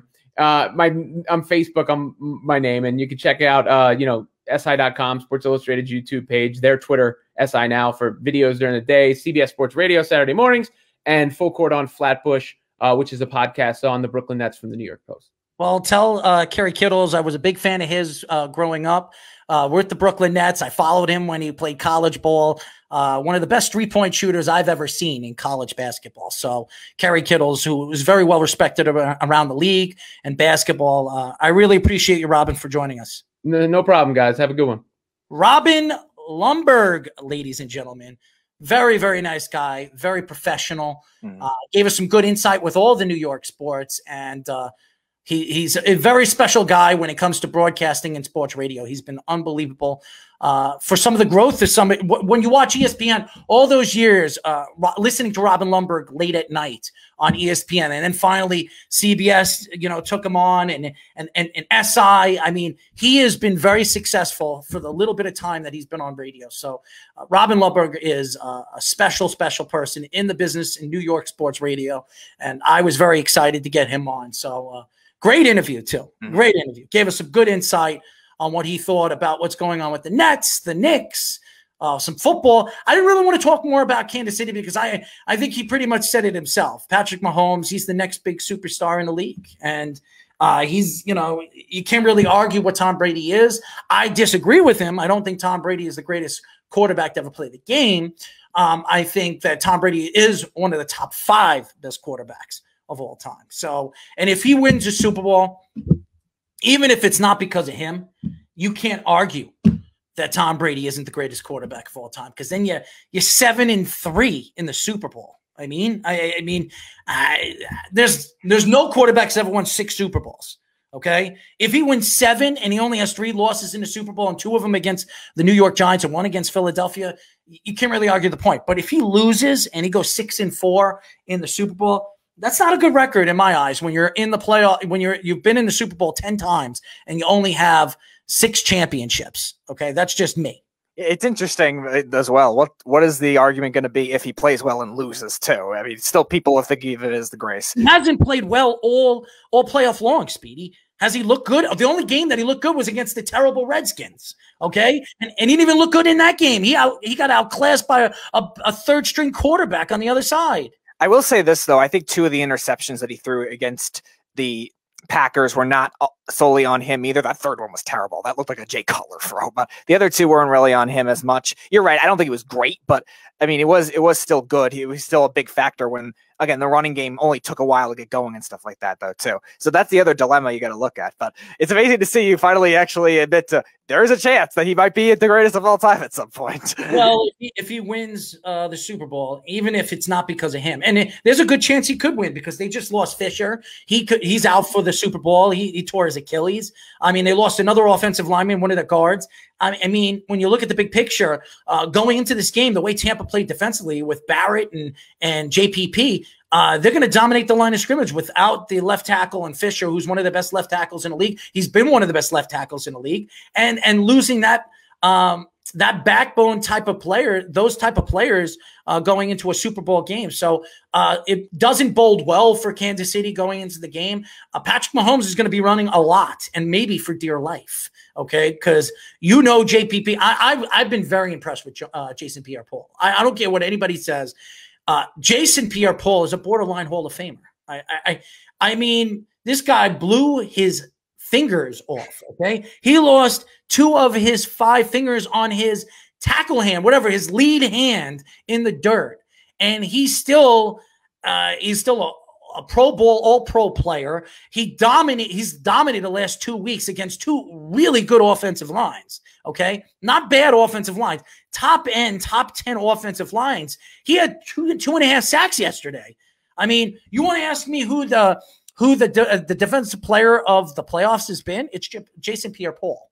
Who do I think is the best player so far for the Tampa Bay Buccaneers? It's Jason Pierre-Paul. He has been unbelievable. And you see the dominance. We know what he did when the Giants won the Super Bowl. We know what he can do in a big game. Okay. And he has a chance to win another Super Bowl with another team. So I've been very impressed with Jason Pierre-Paul. I'm not surprised that he is still a dominant force. He's an athletic beast. And again, one of the best draft picks the Giants ever drafted. I mean, seriously, this guy was a raw player when he came from college. He only had 1 or 2 years under his belt playing college football. He never played football in his life. And athletic beast. I mean, this guy was doing backflips at 300 pounds. I mean, the guy is an absolute beast of a man, a sensational player. So the guy that really stood out to me in the NFC title game was Jason Pierre-Paul. That's the guy that stood out to me. I don't care. Barrett had a good game, but it was Jason Pierre-Paul that I was just so very impressed with. I really was. So before we get our second guest on, I do want to get into the New York Knicks. And I watched the game against Portland yesterday. And you know what's so impressive about the New York Knicks? And Robin said it best. I mean, they're not expected to make the playoffs. They're not expected to be a top team. They don't really have a top superstar yet. Maybe Randall becomes one. Maybe RJ Barrett or Obi Toppin. So far, we haven't seen enough of Obi Toppin, which is really, really sad because we expect big things from this kid. But we haven't seen enough. We've seen a lot of Emmanuel Quickley. And Emmanuel Quickley right now, if you were to ask me who the Rookie of the Year is, he's a top 3 candidate. He's been sensational. Who's been better, Ball or Quickley? And the answer is Quickley. Emmanuel Quickley has been a better all-around player this year than the great and unbelievable player that everybody thought he was going to be in LaMelo Ball. I mean, LaMelo Ball has been highly overrated like Lonzo Ball. He's a great passer. He's a terrible shooter. I think right now in the NBA, he's averaging, I think his field goal percentage is at 28%. I mean, that's not good. And he's not a good foul shooter. He's not a good free throw shooter. So I look at this team. I look at the New York Knicks, and there's a lot to be happy about. It's a lot to be excited about. And I disagree with Robin. I do not see this James Harden, Kevin Durant, and Kyrie Irving playing together for the next 4 years. I just can't see it. I really don't. There's too many stubbornness. There's too many stubbornness and really egotistical egos with these three players. I mean, they're both all have egos. They're all highly contagious with their team. And what I mean by that, everywhere they've gone, they've hurt those teams. Just look, Kevin Durant, where did he go? He went to Golden State. He was a big part of Golden State, but you saw how much trouble he caused in the locker room and outside of the locker room with that team. I mean, how many times did we hear that him and Draymond Green were not getting along in the locker room? Okay, and that had a lot to do with Kevin Durant's stubbornness and ego and Draymond Green's stupidity. Okay, and then James Harden over there with the Rockets, because he's a superstar player. He goes over there. The Rockets made a move, traded away practically their whole team to get him. He never got him to a championship game. He never even got him to a Western Conference championship. Okay. And he had Chris Paul. He had all these players. He had Russell Westbrook. Look how many players he had around him over there in the Rockets. He couldn't get over the hump. And then Kyrie Irving. Okay. The great Kyrie Irving. This is a man that couldn't win without LeBron James. He goes to the Celtics because he wanted his own team. He completely made a mockery out of that team, made Brad Stevens absolutely couldn't stand him. Okay. He disappeared out of thin air, faked injury how many times over there with the Celtics. And then he signs with the Brooklyn Nets because he said that he grew up a New Jersey Net fan. Then all of a sudden he disappears. He gets Kevin Durant there, comes out and says that he didn't want Steve Nash. He got Kenny Atkinson fired. And then all of a sudden Kevin Durant, he didn't want there. Now all of a sudden James Harden. What is going to happen when James Harden and this team doesn't win a championship? What is he going to say? I never wanted James Harden there either. I mean, the guy was missing in action for 7 days or 7 games. I mean, it's an absolute catastrophe what this team could be if these three players don't bode well for this team. They traded away their future. Cleveland Dash says, Lord the Nets, man, the Nets you're talking about right now, better score 150 points a game. They suck on the defensive end, a.k.a. Steve Nash and Dan T, whoever Dan T is. But yeah, that sounds about right, Cleveland. They're not a good defensive team. And we were saying it on the Weekend Crunch as well. 147 points they allowed to the Cavaliers, who they don't develop players well. You were saying they were the worst offensive team in the league coming into that game. It was allowed 147 points, and Colin Sexton completely outplayed Kyrie Irving. Sexton outplayed all of them, okay? All of them. Kevin Durant, James Harden, and Kyrie Irving. And that says a lot about what this team defensively is. Because if Sexton is scoring 35, almost 40 points a game against your defense, when you have 3 superstars on the team, and let me tell you something, it's not hard to play defense. You're athletic, you can score, you can do all that on the offensive side of the ball, you can play defense, a la Carmelo Anthony. Okay. I am so tired of hearing that these players can't play defense. They're not good defensive players. Defense, all you got to do is put time on the defensive side of the ball and play hard. If you do all that, look at Julius Randle. Look how good of a defensive player he's become under Tom Thibodeau. If you don't play defense, you don't play. Brad Stevens has taught that. Tom Thibodeau has taught that. And we thought Doc Rivers taught that, but that's not true. I mean, seriously. It's so appalling when you hear people say, well, they're not a bunch of good defensive players. Defense, you don't need any talent to play defense. You need to put your body, you need to put time and energy in that side of the ball as much as you put on the offensive side of the ball. If you do both, you'll be successful. Ask LeBron James. Well, Kobe Bryant's gone, may he rest in peace. Michael Jordan, okay? Tim Duncan. These guys were great on both sides of the ball. If you play both sides of the ball, you're going to be looked at as one of the greatest players of all time. Honestly, I'm not going to say Kevin Durant isn't one of the greatest players of all time because he actually plays some lick of defense. James Harden is an overrated player. Kyrie Irving is an overrated player. These guys are offensive players. That's it. That's all they're good at. They're not good defensive players because they don't play hard. They don't play for the team. They play for themselves. And that's the way I look at the Brooklyn Nets. They're not a team of teams. They're a player of players. That's you mentioned it too, but the Kyrie Irving and James Harden both being bad on defense could also be, like you were saying, with the Carmelo Anthony effect. At what point does it just look lazy on defense? Now, we saw Harden have that big block shot at the end of the game in the playoffs against the Thunder. Okay, that's one highlight of your career. Congratulations, you actually blocked a shot. Congratulations, you might have stolen the ball at some point. But still, like, where is the effort going to come in? And that's where the championship play comes in. Everyone bashes LeBron for taking plays off at an older age. Now that he's 35 years old and taking plays off during the regular season, he still plays defense when he needs to. He's still a very versatile, good defender when he needs to be, even at an older age. These guys are in the prime of their careers. Kyrie Irving, a little younger than James Harden right now, but they're in the prime of their careers and they're not even trying. And that's just insane to think about. And now basketball is not really a sport you need, like, the top defensive team wins the championship all the time, like a second-ranked defense and a 19th ranked offense, but you still need some level of defense to win. No, it's embarrassing. How could you sit there and tell me that the Brooklyn Nets aren't an embarrassment? Like I said, they played the worst offensive team in the NBA. The worst offensive team in the NBA, and you let them score over 130 points in back-to-back games. What does that tell you about your defense? You lost against the worst offensive team in the NBA. What does that tell you about your team? To me, it's an embarrassment. And I know Robin is he right now he does a podcast for the Brooklyn Nets. He's not going to talk trash about the Brooklyn Nets. He wouldn't do that. I wouldn't ask him to do that. But let's be honest. He's not going to say what he really feels. And I believe he really feels is this team isn't going anywhere. And they're not for this year. They're probably not for this year. But when is it going to happen? You think that this team is going to stay together for 3 years? There's no way in hell Kyrie Irving, James Harden, and Kevin Durant are going to play together for 3 years. It's not going to happen. It really isn't. And yes, they can go to free agency in the offseason and bring in old big men. It's not going to make a difference. They traded away their future. So I don't know how anybody thinks that it's a good sign to make a trade like James Harden and give away not 1, not 2, not 3, not 4, but 8 picks in a flip side of things, because you're not giving away 8 picks, but you really are, because you could swap 4 picks with them.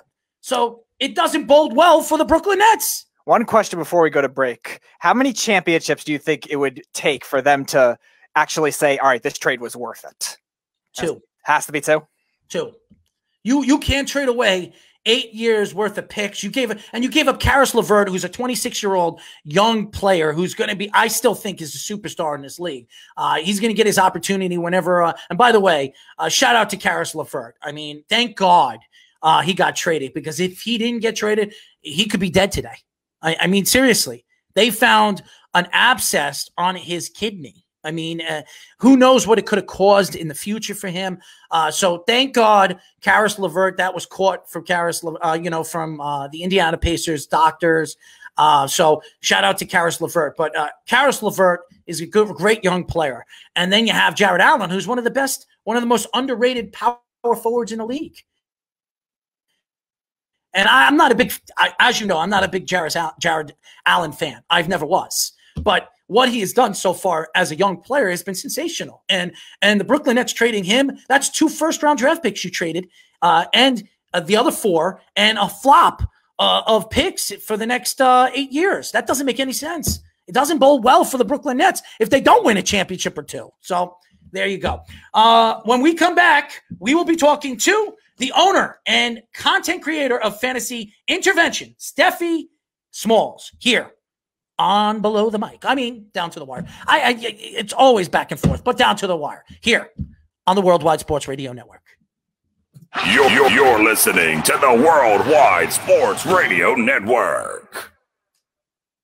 Do current market conditions have you nervous? Our experienced team of financial professionals at Heritage Harbor Financial Associates understands that no 2 investors are alike. We all have different goals, needs, and appetites for risk. That's why the one-size-fits-all approach does not work. especially when planning for retirement. At Heritage Harbor Financial Associates, we analyze your unique investment style so that you can work toward your individual retirement goals on your terms. Heritage Harbor Financial Associates can help you take steps to reach your retirement goals by providing a wide array of financial products to fit your needs, even for the risk adverse. Give us a call at 631-331-6599 to learn more or to set up an appointment with one of our financial professionals. You can also find us on the web at hhfa.org or on Facebook at facebook.com/hhfa.org. Our number again is 631-331-6599. That's 631-331-6599. Investments in stock, bonds, and mutual funds and variable annuities are not FDIC insured and are subject to fluctuation in value and market risk, including loss of principal. Heritage Harbor Financial Associates offers securities through AXA Advisors LLC, New York, New York. Member FINRA, SIPC. Annuity and insurance products offered through AXA Network LLC. Edward Lehman has been a trusted insurance advisor for over 16 years with insurance solutions for auto, home, commercial, life, and retirement. He's located at 54 Sunnyside Boulevard, Suite H in Plainview. That's just 1,000 feet south of 495. Local agent, local advice. The time to think about insurance is before you need it. So do yourself a favor, and before you pay your next insurance bill, give Ed and his team a call, 516-935-3900, or visit them online at www.allstate.com/EL.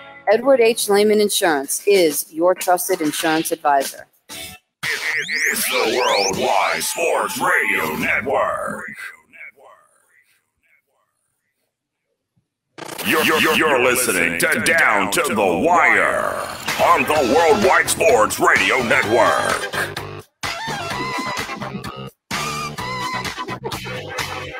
You went from hip hop to this. As you guys know, this is Down to the Wire. I'm your host, Errol Marks, my co-host, Mr. Speedy Petey.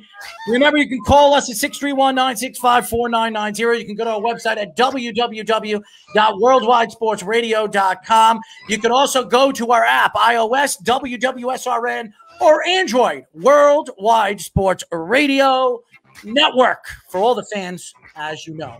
Speedy, before we get our second guest on, I never asked you, how was your weekend? I said it was fine. It was just busy a lot because I was helping my aunt out, my grandparents out with a lot of that. So it was grueling. But were you signing autographs with your tidy whities in Walmart? I don't have tidy whities, first of all. Second of all, no. Yes, you were. I know you were at Walmart. I know you were in Center Reach and you were signing autographs. Did you not sign autographs over there? No. I went with you last week so you could count the coins, and all I did was buy drinks. That was it. You're a liar. And tried to guess how much money you had, which I was way off on. Well, by the way, every single year I collect coins. Everybody does this. I collect coins in my car, and I had like a stack. I had a bucket full of quarters, dimes, and nickels and pennies. So I said, Speedy, let's go and bring. I'm stacked. It's stacked to the top. Let's go to Coinstar. So the only Coinstar that's open in Long Island at that time is Walmart. So we went to Walmart, and I said, Speedy, how much do you think you have in this bucket? He says, oh, no, 25. I was like, there's a lot more than $25 into this. And he says, I'm going to bet there's 25. So it came out to be almost $80. So there you go, Speedy. You were absolutely wrong. Don't bet on anything when it comes to Speedy making picks. That's for damn sure. I underestimated the size of the bucket you had. You underestimate a lot of sizes, but that's a whole nother thing. Anyways, we are now talking to the owner and content creator of Fantasy Intervention, Stephie Smalls. What's going on, Stephie? What's up? Thanks, guys, for having me on. This is a blast. I got to catch a little bit of the last piece here, and it was really funny. When he was talking about Eli Manning, I was cracking up. Yeah, well, Robin is awesome. We actually had Robin years and years ago on the network. And when our social media manager Jillian reached out to me, she said that she was going to put him on another show. I said, put him on with us because I think we could have a little bit more fun. Yeah. And I think Robin gave us a very, very good interview, gave us good insight of what's going on right now in New York sports and the Super Bowl. So totally, I agree. How are you doing? How are you and your family doing with this whole pandemic? I mean, obviously. Oh my God. It's crazy. I'm usually, because I'm a med student, so I go to school in the Caribbean. So I'm used to being in the warm weather and I'm miserable at home, like so cold. But it's going. I mean, I'm ready for life to get back to normal. I'd like to get my booty to MetLife. So hopefully things get better soon. Well, are you a Jets or Giant fan? Oh, I'm a Giants fan. Oh, Stephie, I was falling in love with you. You know, I was falling in love with you. Oh no! All of a sudden, you tell me that you're a Giant fan. I've lost it, Speedy. Yeah, I mean, it's understandable at this point. Well, my producer is a Giant fan, so that's what I heard. So, I mean, at least someone could maybe take a liking to me. You understand. Stop. As you know, we are talking to the owner and content creator of Fantasy Intervention, Stephie Smalls. So, Stephie, tell us a little bit about your company and what made you decide to create a company like this. Sure. So I just got asked to be a co-owner with Dave and Mike over at Fantasy Intervention. Chase is the creator of the site. So I started out, actually, speaking of quarantine, I re-downloaded my Twitter out of boredom. I made one Leonard Fournette comment on Twitter. It kind of went a little viral, and the rest is history. I had like 100 followers as of October. But yeah, probably halfway through October, New York Giants Rush approached me, and I love talking sports and talking football, especially New York Giants football. It's what I bleed. So yeah, and then eventually I kind of hooked up with Chase, and his vision for the company is awesome. So we're really growing over there, putting out a lot of really cool content. But it's been fun. It's awesome. It was very unexpected, but that's very 2020, very on brand. So fantasy football is definitely a growing industry. So what is some of the things that you do with your content that stands out or is unique in comparison to a lot of the other podcasts, a lot of the other Twitter pages? For sure. I think one thing, speaking on the company itself, is that we have such a wide range of people that you really could find anyone to relate to. So whereas my articles might be a little bit more humor and maybe not as hard on the analytics, because that's kind of was my whole goal coming into this, is I want women to get more involved in sports, and I want to make sports appealing to others too. And I think that there's a way to do that and use the numbers in a more approachable way. But then you could also, we have some guys that are really hard on the analytics, and they do awesome stuff with the charts and everything that they do. But for me, that's not my style of writing or my style of producing. So it's nice because I think that you can find someone that you relate to. And there's really always, we have shows all week long. So there's kind of something for everyone. Kind of depends what you're into. I do a lot of injury report stuff. I love offensive lines. So it's kind of a lot of film that I look at. So I use a lot of the offensive line stuff, injuries, all that to help me decide what the heck is going on. So you love 300-pound men pushing away. I love 300-pound men. That's exactly right. Whoever's watching this is definitely going to clip that. And I'm never going to hear the end of that. But I do. I love them. I don't know what it is. I think it's just maybe because the Giants, their O-line was kind of a disaster. Mark Colombo, he actually blocked me on Twitter. So I'm really intense with the O-line. Like, I take it pretty seriously, I would say. And I think it's a big factor that people forget about is it's easy to just pay attention to your skilled players, but there's a little bit more of that than goes into it. I know that maybe those other players aren't giving you fantasy points, but it's how the other people are producing due to those things. So yeah. Well, ladies and gentlemen, if you want to talk to Stephie, you have to be 300 plus pounds. That's right. If you're 305 is like perfect. Or not be Mark Colombo. And not yeah, exactly.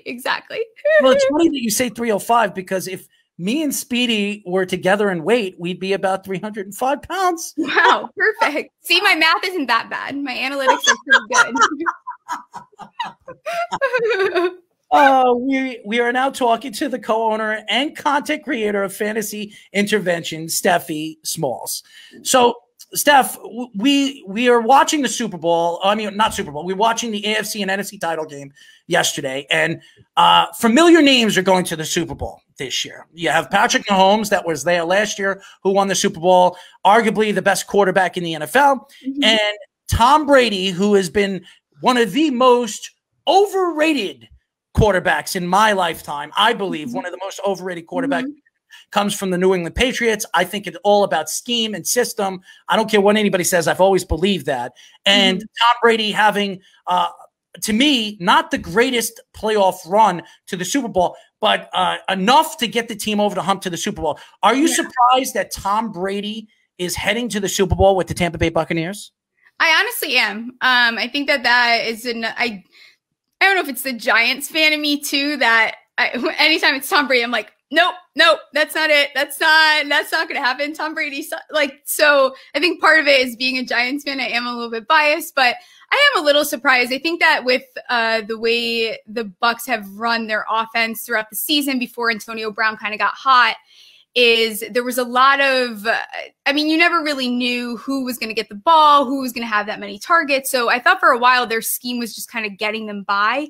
I think towards the end too, their defense, White, some of these guys on their defense are just phenomenal. So I think yesterday really proved to me that they do deserve to be there. I called the Bills Packers, which is probably my worst call this entire season, but I think it's maybe too that I would have loved to see Rodgers in another Super Bowl, and Allen and Stephon Diggs and everyone over there has worked their butt off. So, but it's not entirely surprising. These guys built a 2006 Madden squad. They've got JPP. These are guys that, and I said this last week on one of my podcasts, is the advantage that the Bucs have is that these are veterans that all know how to play in a playoff game. They all have been there. So that learning curve is not there like it is for maybe the Bills. So they've got these guys that they've all been to Super Bowls and playoffs. And so it's a little shocking to me. I think it took them a while to get in the groove. It makes me a little nauseous that it's happening, but I do love Gronk, and he went to University of Arizona, so he went to my alma mater. So I do always root for him. So, and JPP is still a legend to me regardless, but it's a little rough to watch him go to another Super Bowl.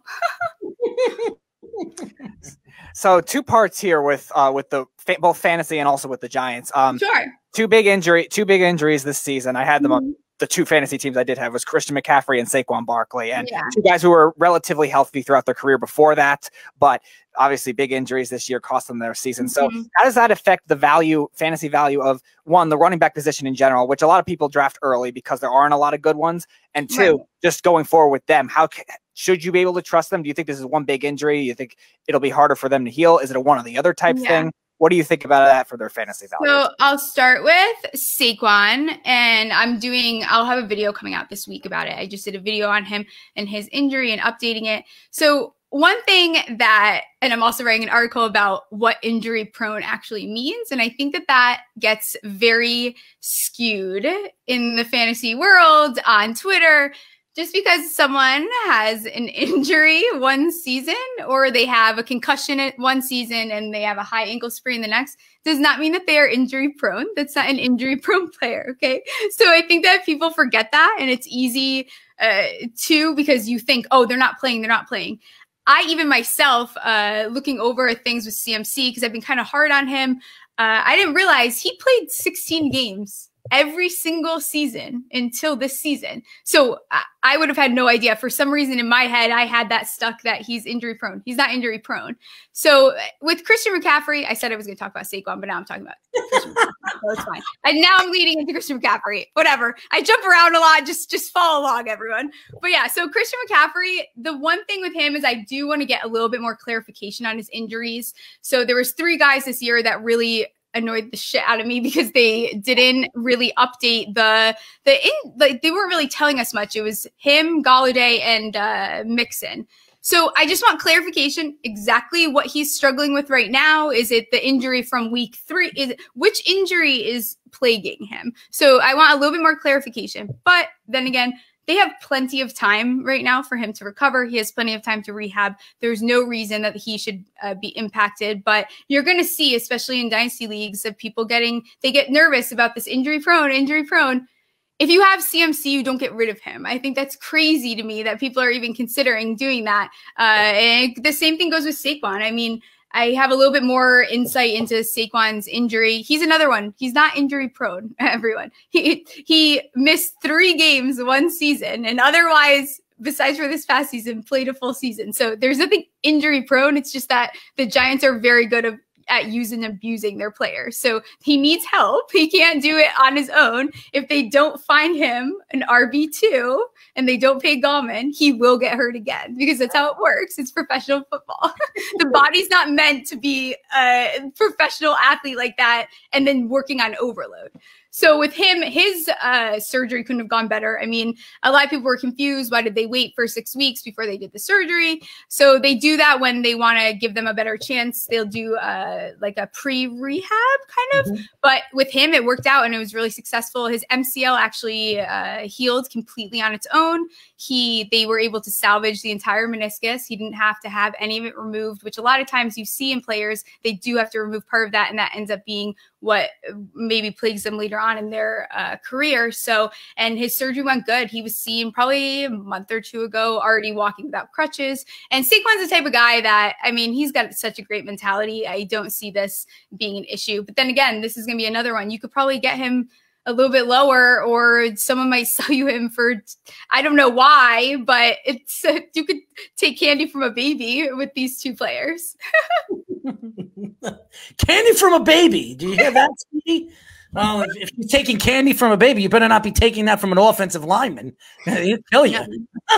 not Saquon with those quads, those thighs. Oh my gosh. Well, I actually interviewed Saquon Barkley before he was drafted by the New York Giants. Yes, I interviewed him and his father, 2 very big Jet fans. Really? Bronx, yep. And his father actually has a tattoo on his forearm of the New York Jets. And I actually asked him the question, if the Jets played the Giants in the Super Bowl, who would you be rooting for? And he made a joke, but I think he was really serious. He said, I hope my son has one of the best Super Bowls that any running back ever has, but I'm picking the Jets. I love it. Oh my God, that's so funny. That's hilarious. I think he'll have a good year. I think it's gonna be a big year for him. Yeah, Shepard, Daniel Jones, and some of those O linemen. I think that they're in a good position. It's just gonna kind of matter what happens this offseason. As you guys know, we are talking to the co-owner and content creator of Fantasy Intervention, Stephie Smalls. So, Steph, you're looking at the Giants this season. Everybody thinks that this was a successful season, winning 6 or 7 games. If that's successful, I don't know what is. But Joe Judge, a lot of fans loved him. They loved his personality, loved his attack to the press when the press was their phones were ringing during his press conference, telling him to shut it off and all that other stuff.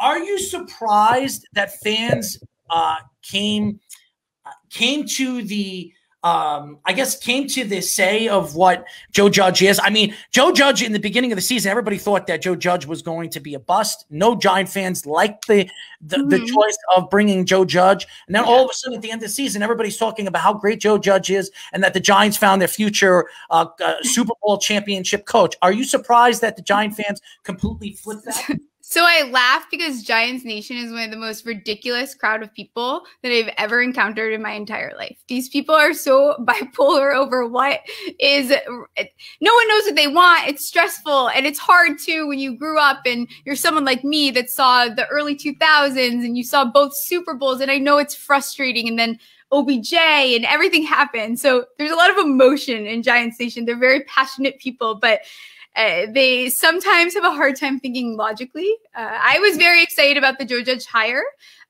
but I was more excited when they actually did the Patrick Graham hire. So I think I always thought that they complement each other very well. They both have that old school fashion, but they have differences that definitely complement each other. So I think that Joe Judge is doing a great job. He said from the beginning that this year was going to be about fixing the culture. And I think something that even if you're not the biggest fan of the Giants, something that the Giants always had before a couple years ago is they did have a really great culture. I mean, the guys responding to the press, the way that they handle themselves. I mean, there was never really issues. You could Tiki Bar. There's a couple names you can have. Of course, there's always going to be issues, but I think he did a really good job. I mean, the fact that he got Golden Tate to shut his mouth is a big deal, right? So that's a challenge right there. I mean, I applaud him. I mean, that boy, I don't know what he did to him, but he got in front of the press and apologized. That's crazy. And then you look at guys like Logan Ryan. Logan Ryan wanted to stay. He loves that program. That's a big deal. And then you have Patrick Graham, who actually turned down interviews to be a head coach. So I think that they're doing the right things. It's hard as a Giants fan. I know you want to see progress like overnight, and it's just not the way it's going to run there. And not with a new coaching staff, not with a new quarterback, not with the youngest team in the NFL. You're just not going to get what you want. A 6-10 season from where the Giants were is really impressive, actually. And I think that people forget that. All of the losses were essentially by a couple points besides for the 49ers game. Yeah, it's really frustrating. Trust me. I throw things. It's like, I know, I got it. It's very frustrating. But you have to take into account this team has been a mess for years. So you got to give them a little slack. There's some pieces that have to get together. But that defense, too, phenomenal. I mean, where they've come, they were one of the worst defenses in the league. And now we're talking at one point in the season, they were number 9. So I applaud him. I think that he does need to be a little bit more aggressive moving forward with some things, but we'll see. So what is the offseason outlook, do you think, for the Giants? I mean, what do you think is their biggest positions of need, whether it's free agency or the draft, maybe players they could target? A lot of people think it's a receiver, an offensive lineman. Mm-hmm. One of the things I always wanted was a coverage linebacker. I wanted them to draft Isaiah Simmons this year. I wanted them to draft Devin White last year before he went before that. So what do you think are the biggest needs for them? And also with these DeShaun Watson trade rumors too, if the Jets or Dolphins do not pull the trigger, what are the chances the Giants maybe go in on that and maybe give up on Daniel Jones? Yeah. So I'll start with DeShaun Watson. I recently wrote an article on it. And basically my section about the Giants is it's never going to happen. Read it again. So DeShaun Watson is not coming to the Giants. There's a 0% chance. I mean, I think it's obviously DeShaun Watson is a fantastic quarterback. That doesn't mean that I am doubting him in any way. But the problem with this team is there is a lot of problems still that need to be addressed before you can have any quarterback come in and have success.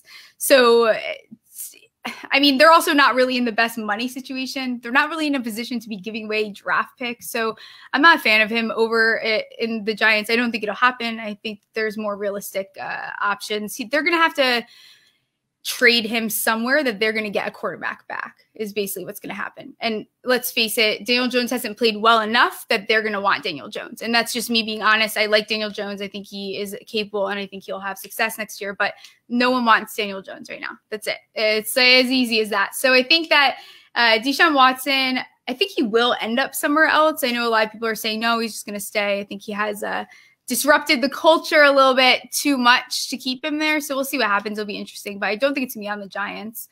I think the Giants right now, like, and part of the reason why they can't take him is they really need a wide receiver 1. It's not even funny anymore. It's like actually very aggravating to the point where if we don't address that, I don't know I can't watch another season of Ingram with a 57.8% passing completion and the most targets on the team, and then Slayton being second with 52.1%. Like, it's got to happen. So I wrote an article, released it today. It's about Shepard and why you shouldn't get rid of him. And he actually plays his best football when he has a wide receiver 1. So I think what you do with the wide receiver 1 is not only do you actually have a playmaker and someone that Daniel Jones can trust and rely on, then you have someone that can take the heat off Shepard and let him cook. So I think that that's a big need. Another one, and I say this a lot and people forget about it, is they need an RB2. So Saquon will get hurt if they do not pay Gallman. So I know Gallman's not getting a lot of word on the street. He's barely on any of the free agent lists, but they really do need an RB2. So I don't know how you address that scenario, but it definitely needs to be addressed. And as far as everything else, I mean, they definitely could benefit from an edge rusher. Absolutely. But I don't know that I love the edge rushers in the draft. I would be okay with them trying to find a Band-Aid for that problem, as well as so a CB2 is another one that they definitely do need. But I think we could be okay if everyone's patient. People forget that Xavier McKinney is very versatile. So I think that if you can get him to be able to be in a position where maybe he can help out and they can get Love or someone to, I think that could be something they could wait on until there's options that are better, because I hope that by the 11th pick, they're almost need to take a wide receiver. But that being said, if Pitts falls, I'm all on board with them taking him. I have no issue with that, because if we're gonna have a tight end scheme like Jason Garrett loves, then you need a tight end that can do something. So draft him. I don't care. That laugh, we gotta, Speedy, we gotta cut that laugh out and add that to my sound box right there. That would be perfect. We'll put that on the FM dial. What do you think, Speedy? That laugh. You guys have both very unique laughs. Speedy, who sounds like a crow, laughs, and you sound like a little mouse. Yeah, I sound awful. It's horrible. It's funny. When I have a few drinks in me too, oh my gosh, I annoy myself. I'm telling you. Errol's going to be a doctor sometimes when he laughs. Well, that's true. That's true. Yeah, I'm laughing through the pain, actually, because talking about Ingram and Garrett actually brings me physical and emotional pain. Errol loves Dr. Smalls. Dr. Smalls. That's what we're going to call it. One day. There you go. But before we let you go, give us your top 3 picks if you were to go into the fantasy next year. Okay. So I could be anyone, overall. Anybody you want. Okay. Your top 3 picks. So, okay, let's see. I think Kelsey is one that you can't. The tight ends is such a weird position now. There's not as much. It's like the top 3, and then I don't know what the hell is going on otherwise. That's basically where the tight end situation is. It's Kelsey, Kittle. I like Waller a lot. I think Waller is a good steal if you kind of get gypped out and Waller is still sitting there. He's a good option.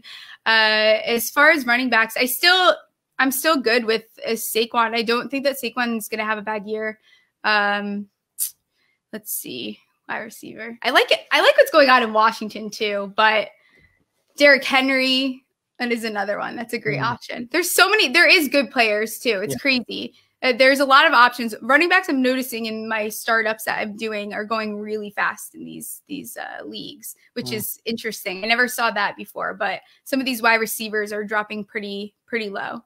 Stephon Diggs, that's always agree.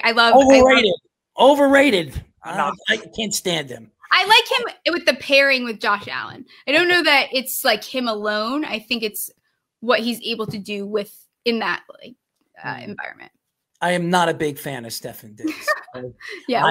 I can't stand a Zeke Elliott, and you'll never convince me to draft him. So. I am a Jets fan, so I'm very excited. I like Mims. Mims is a great option. Yeah. I picked up Mims in a couple of leagues. He drops low, and I think he'll have a great year. Also, everyone over at Washington, Gibson, McLaurin, those are all really good options. These are players that are going to have some breakout years, I think, we're looking at.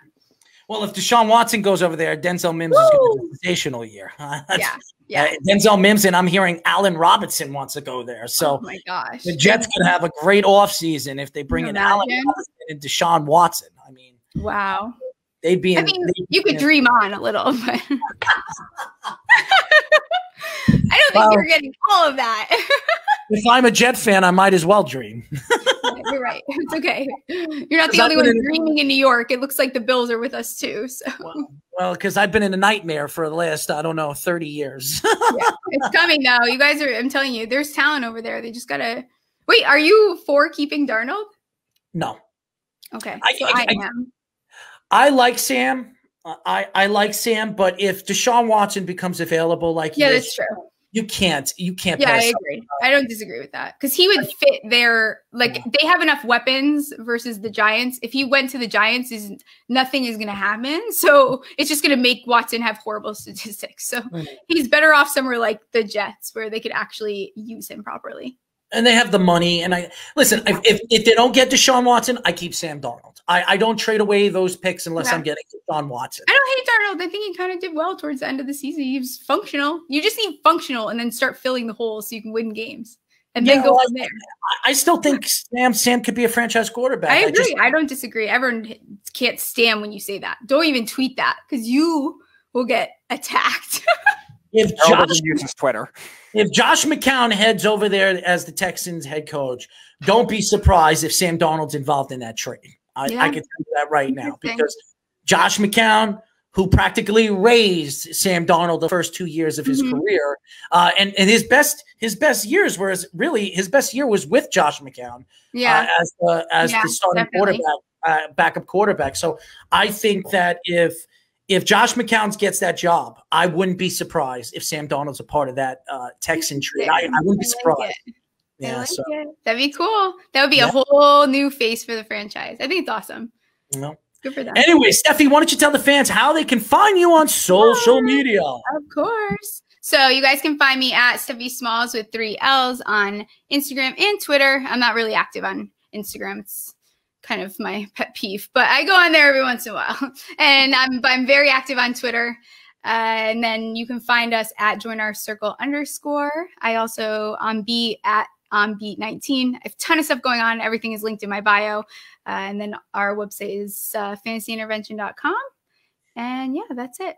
Steffi, you're going to have to follow us on our app too, because Speedy, my producer, is going to send you our app, and I want you to follow us. Yes. You have Apple. What do you have, an Apple phone? Yeah. All right. So Speedy, you send her how they can find us on Apple. Tell me.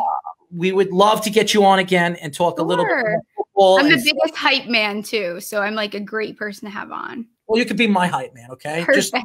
I'm not a Jets hype man though. I'm not a 305 pound lineman, that's for sure. It's hard to be that big.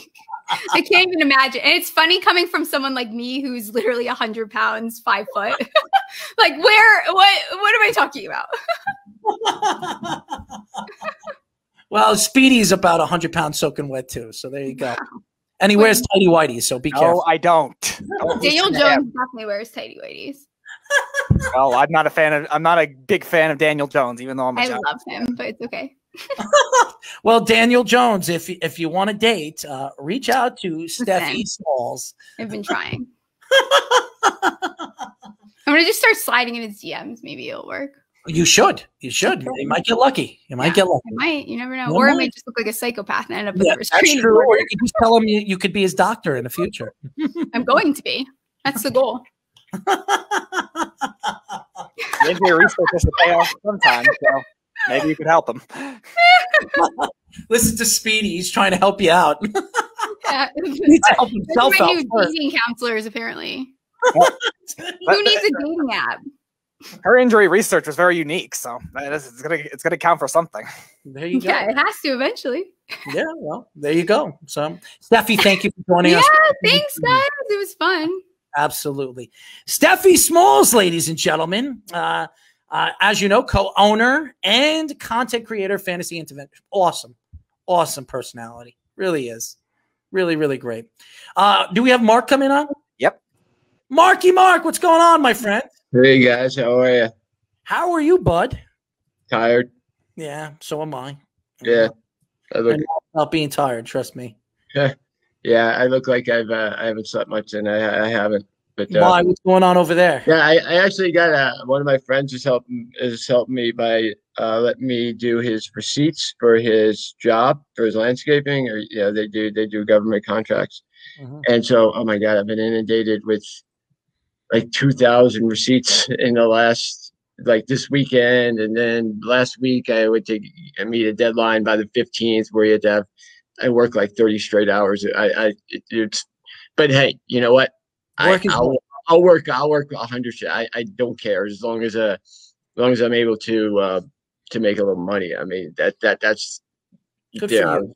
Yeah. Good so yeah, I don't care how long I have to work. So I'm grateful for it. But anyway, so how you guys doing? We're good, man. We're good. I mean, look at Speedy. I mean, he's wearing his tighties and no, I'm not. He's that ready was to a good go. guy. You guys had it was a good guest. You guys just had on. Which one, Stephie? Yeah, she seemed like she was. What she do? Fantasy stuff. Yeah, she's funny. She's funny. She's really funny. I love that laugh. I know. Yeah, well, that was just kind of annoying, but yeah, I just, but it seemed like she really knew what she was talking about. She reminds me of the girl. Robin Lundberg was great too, man. Robin's been around for a very long time. ESPN and now CBS. Yeah.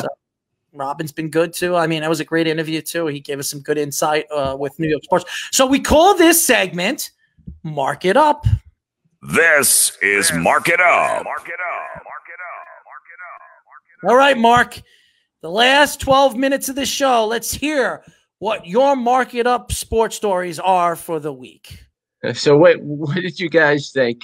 I know Errol, like you know, for those of you who don't know, Errol's gonna come on the show we do down here in Alabama, and it's funny because my fiance is like, they won't like, you know, he's in New York and they're not gonna like him. You know, you might get fired, and I'm like, oh, come on, you give me a break. You know, it's like, give me a break. You know, I said Errol will be fine. I said hopefully maybe Speedy get on too, but like, it gives a chance to at least get the you know, all the hard work you guys have been doing and all the new shows you got on and everything. So at least to showcase that at, you know, another part of the country. And as long as you understand sports and know what you're talking about, which you obviously do, I don't think people are that, you know, well, he's got a New York accent, so we're not going to pay attention to him. But I think it's fine, Errol. So I'm looking forward to it. But everybody who follows this station know me and you had a discussion about Brady and whether he was the greatest or not. And you know, we both were looking forward to seeing how he did this how he would do this year and how Belichick would do this year. And at least for the first year, Belichick, you know, his quarterback situation didn't work out, and Brady, I think, surprised everybody by being able to beat New Orleans, who had dominated him through the regular season, and then being able to win 3 games on the road, which you know, he had never done before, at least not with the Patriots. So he kind of added to his legacy. Now he's with his 10th Super Bowl. I mean, he's been to more Super Bowls than, you know, the majority of the franchises in the NFL. So I just think this was something I did not expect. I did not expect him to get to the Super Bowl. I did not expect Tampa Bay to, you know, seeing how they struggled during the regular season and the arguments that he seemed to get into with the head coach. There always seemed to be some kind of chaos there. But, you know, like he did with New England, there are, you know, when come playoff time, those things were figured out. And, you know, they beat 2 pretty good teams. I guess Washington didn't really count. But the Saints definitely, and Rodgers too. You got 2 Hall of Fame quarterbacks that were maybe at his level that he went in there on the road and he beat. So you can't really ask anything else. That was the one missing piece, was can he do this without Belichick? And he did. So you know, who knows how they're going to do against Kansas City. I think Mahomes is like a younger version of a Tom Brady guy or Russell Wilson. You look at his stats through his first 7 games, they compare to Wilson, they compare to Ben Roethlisberger, guys that, you know, have won a Super Bowl and won like 5 or 6 of their first 7 postseason games. So Mahomes finds himself in great categories, but Brady's one of those guys. Brady won his first 7 playoff games. So I think it's going to be great. I mean, you have, like, you know, they were saying on the broadcast yesterday, it's like everyone wants the old guard against the new guard. It's kind of like when The Rock wrestled Hulk Hogan. You know, it's like you got 2 legends facing up against each other. And here you have Mahomes against Brady in the Super Bowl after they played in a championship game. I think this is, you're not going to get too many of these too often, where you have the greatest that ever played, and then you have someone coming up who's probably the best in the game now, meeting to determine who's going to win. I think it's a great, you know, it's a great thing to watch. What do you think, Errol? Well, first of all, I don't think Tom Brady was the reason why they made it to the Super Bowl. I think it's been the unbelievable defensive play calling of Todd Bowles. It's crazy to say that. Oh my God! Bowles, ooh, I know, right? Is the reason why Tampa is going to the Super Bowl. I mean, JPP, what they're doing at the line of scrimmage, they sacked Aaron Rodgers over 9 times. JPP had 2 sacks.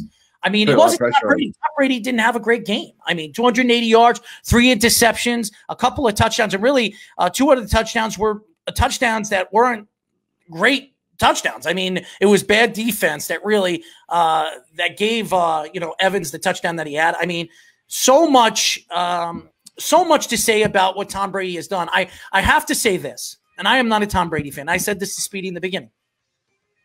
If Tom Brady loses in the Super Bowl, he's 6-4 in the Super Bowl. That's not a good record in my eyes. But if Tom Brady wins even if it's not because of him, and he goes 7-3, you can't argue that he's not the second or even the best quarterback to ever play the game. And that's coming from me saying that. So if Tom Brady loses, that's 6-4. I'm not going to say that's a great record. We talk about LeBron James. He's been to nine championship games, and he's only won 4. That's not a good record, and that's why he'll never be compared to Michael Jordan. Same thing with Tom Brady. You can't compare him to Joe Montana, but if he wins 7 Super Bowls in 10 years, I mean, in 10 tries, I mean, you can't argue that he isn't. You can argue that he's just as good or even better than Joe Montana, and he definitely goes over Peyton Manning after that. So, even though I don't think it's because of Tom Brady being into the Super Bowl, he's not the reason why they made it to the Super Bowl.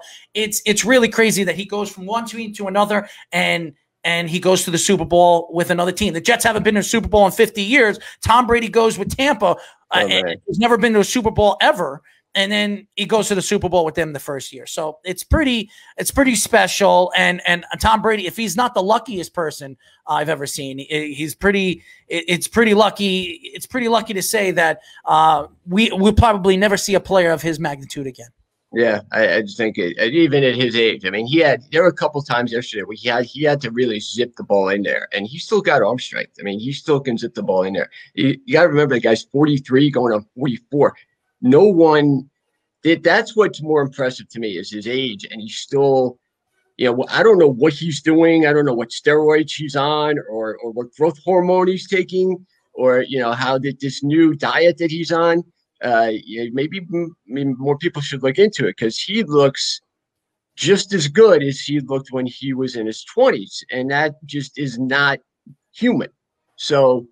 Yeah, you could say a lot of things about how he thought he was going to do it. I didn't expect him to have that type of zip on his fastball still at this age. And I mean, there were plenty that went wrong too. I mean, Evans almost single-handedly cost them the game with his drop passes and some of the missed timing on some of the routes. But I remember one catch specifically that went off his hands and was intercepted.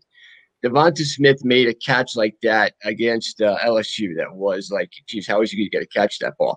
And he was able to catch it on that almost the same exact angle. And obviously the guy in the NFL, the guy I forgot his name already as we're talking about it. But he's a guy that Brady tried to hook up with even on third down, and he didn't read the pass to come back to the ball, and it led to another interception.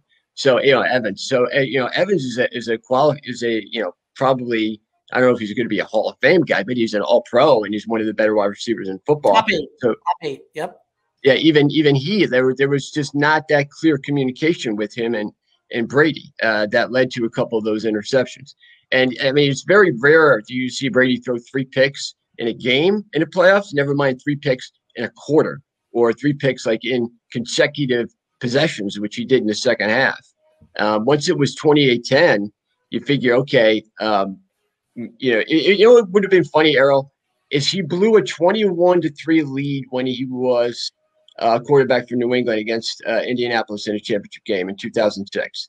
And he would have blown another 18-point lead if the defense didn't step up and make some huge stops when Green Bay had a chance, 28-23 to drive down and take the lead. And JPP and Shaq Barrett, those guys were constantly in his face. Shaq Barrett there was one time where he looked like he was offside. He just timed it so perfectly. By the way, I think he was offsides. That's what I thought he was offsides. So a couple more things I want to ask you about.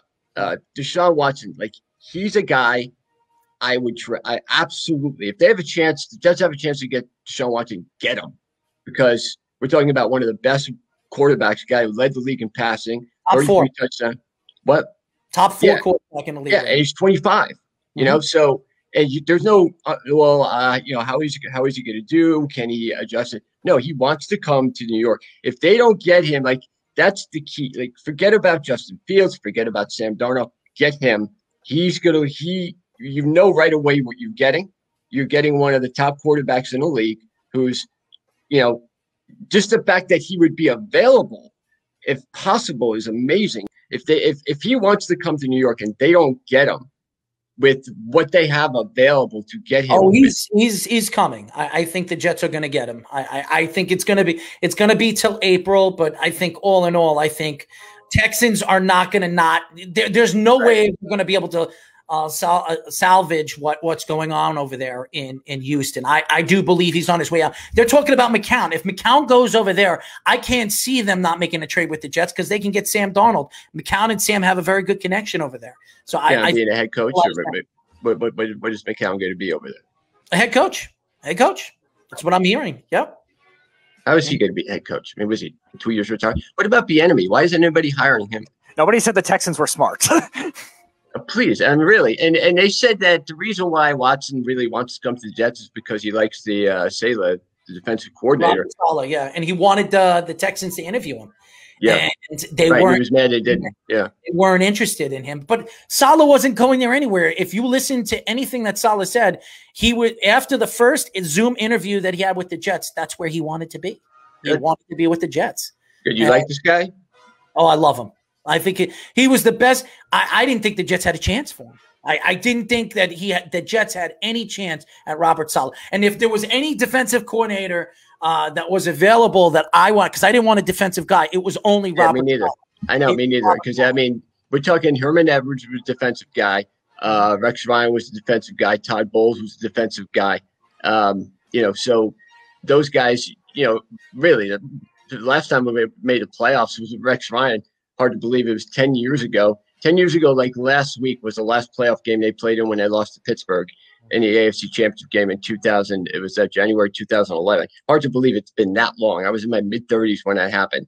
And, now it's like, oh, my God, has it been that long since they made the playoffs? This is the longest they've gone since when Namath made to the Super Bowl the year after they lost in the divisional round. Then they didn't make it again to the playoffs till 1981. So it's like that long of a drought.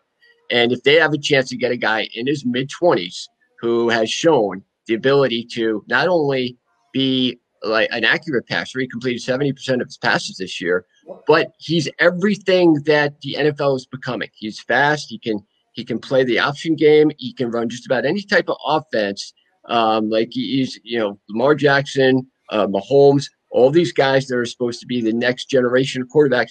Watson is just as good, just as talented as any of them. If they have the chance to get him, that fixes their problem there. Now, what do you think that they would have to give up? I mean, first round pick, obviously. Would you give up the second pick with Seattle, or would you give up picks next year? What do they want from him? I think the Jets are going to have to give up at least three first round draft picks. I think they're going to have to give up the second this year. They're going to have to either give up their pick or Seattle's pick next year and the year after, and maybe a third or a fourth next year. That's what with Darno. If they get Darno, they would have to give up 2 first round draft picks and a third or a fourth next year.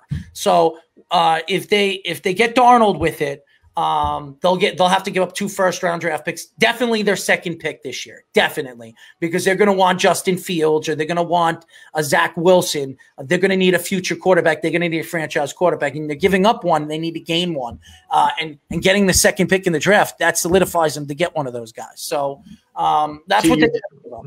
See, so even if the Jets traded them Darno, they wouldn't accept that as their franchise quarterback. No. I would say I wouldn't give up that early pick. I mean, I would give them the second, Seattle's pick. That's why I think the Jets should look into trading with Miami, because if they can get Miami's second pick and hold on to their pick, which would become number 3.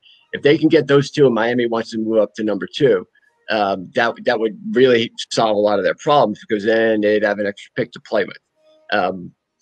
But I don't see there's anybody Miami's going to look that they say they can't get at 3 that they couldn't get at 2.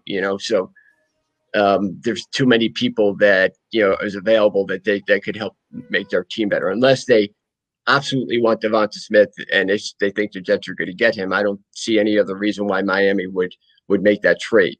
But I mean, you're looking at any other possibility for the Jets to trade down, which to me I think would probably be the best scenario if you're going to have to give up some of their picks to get to get Watson.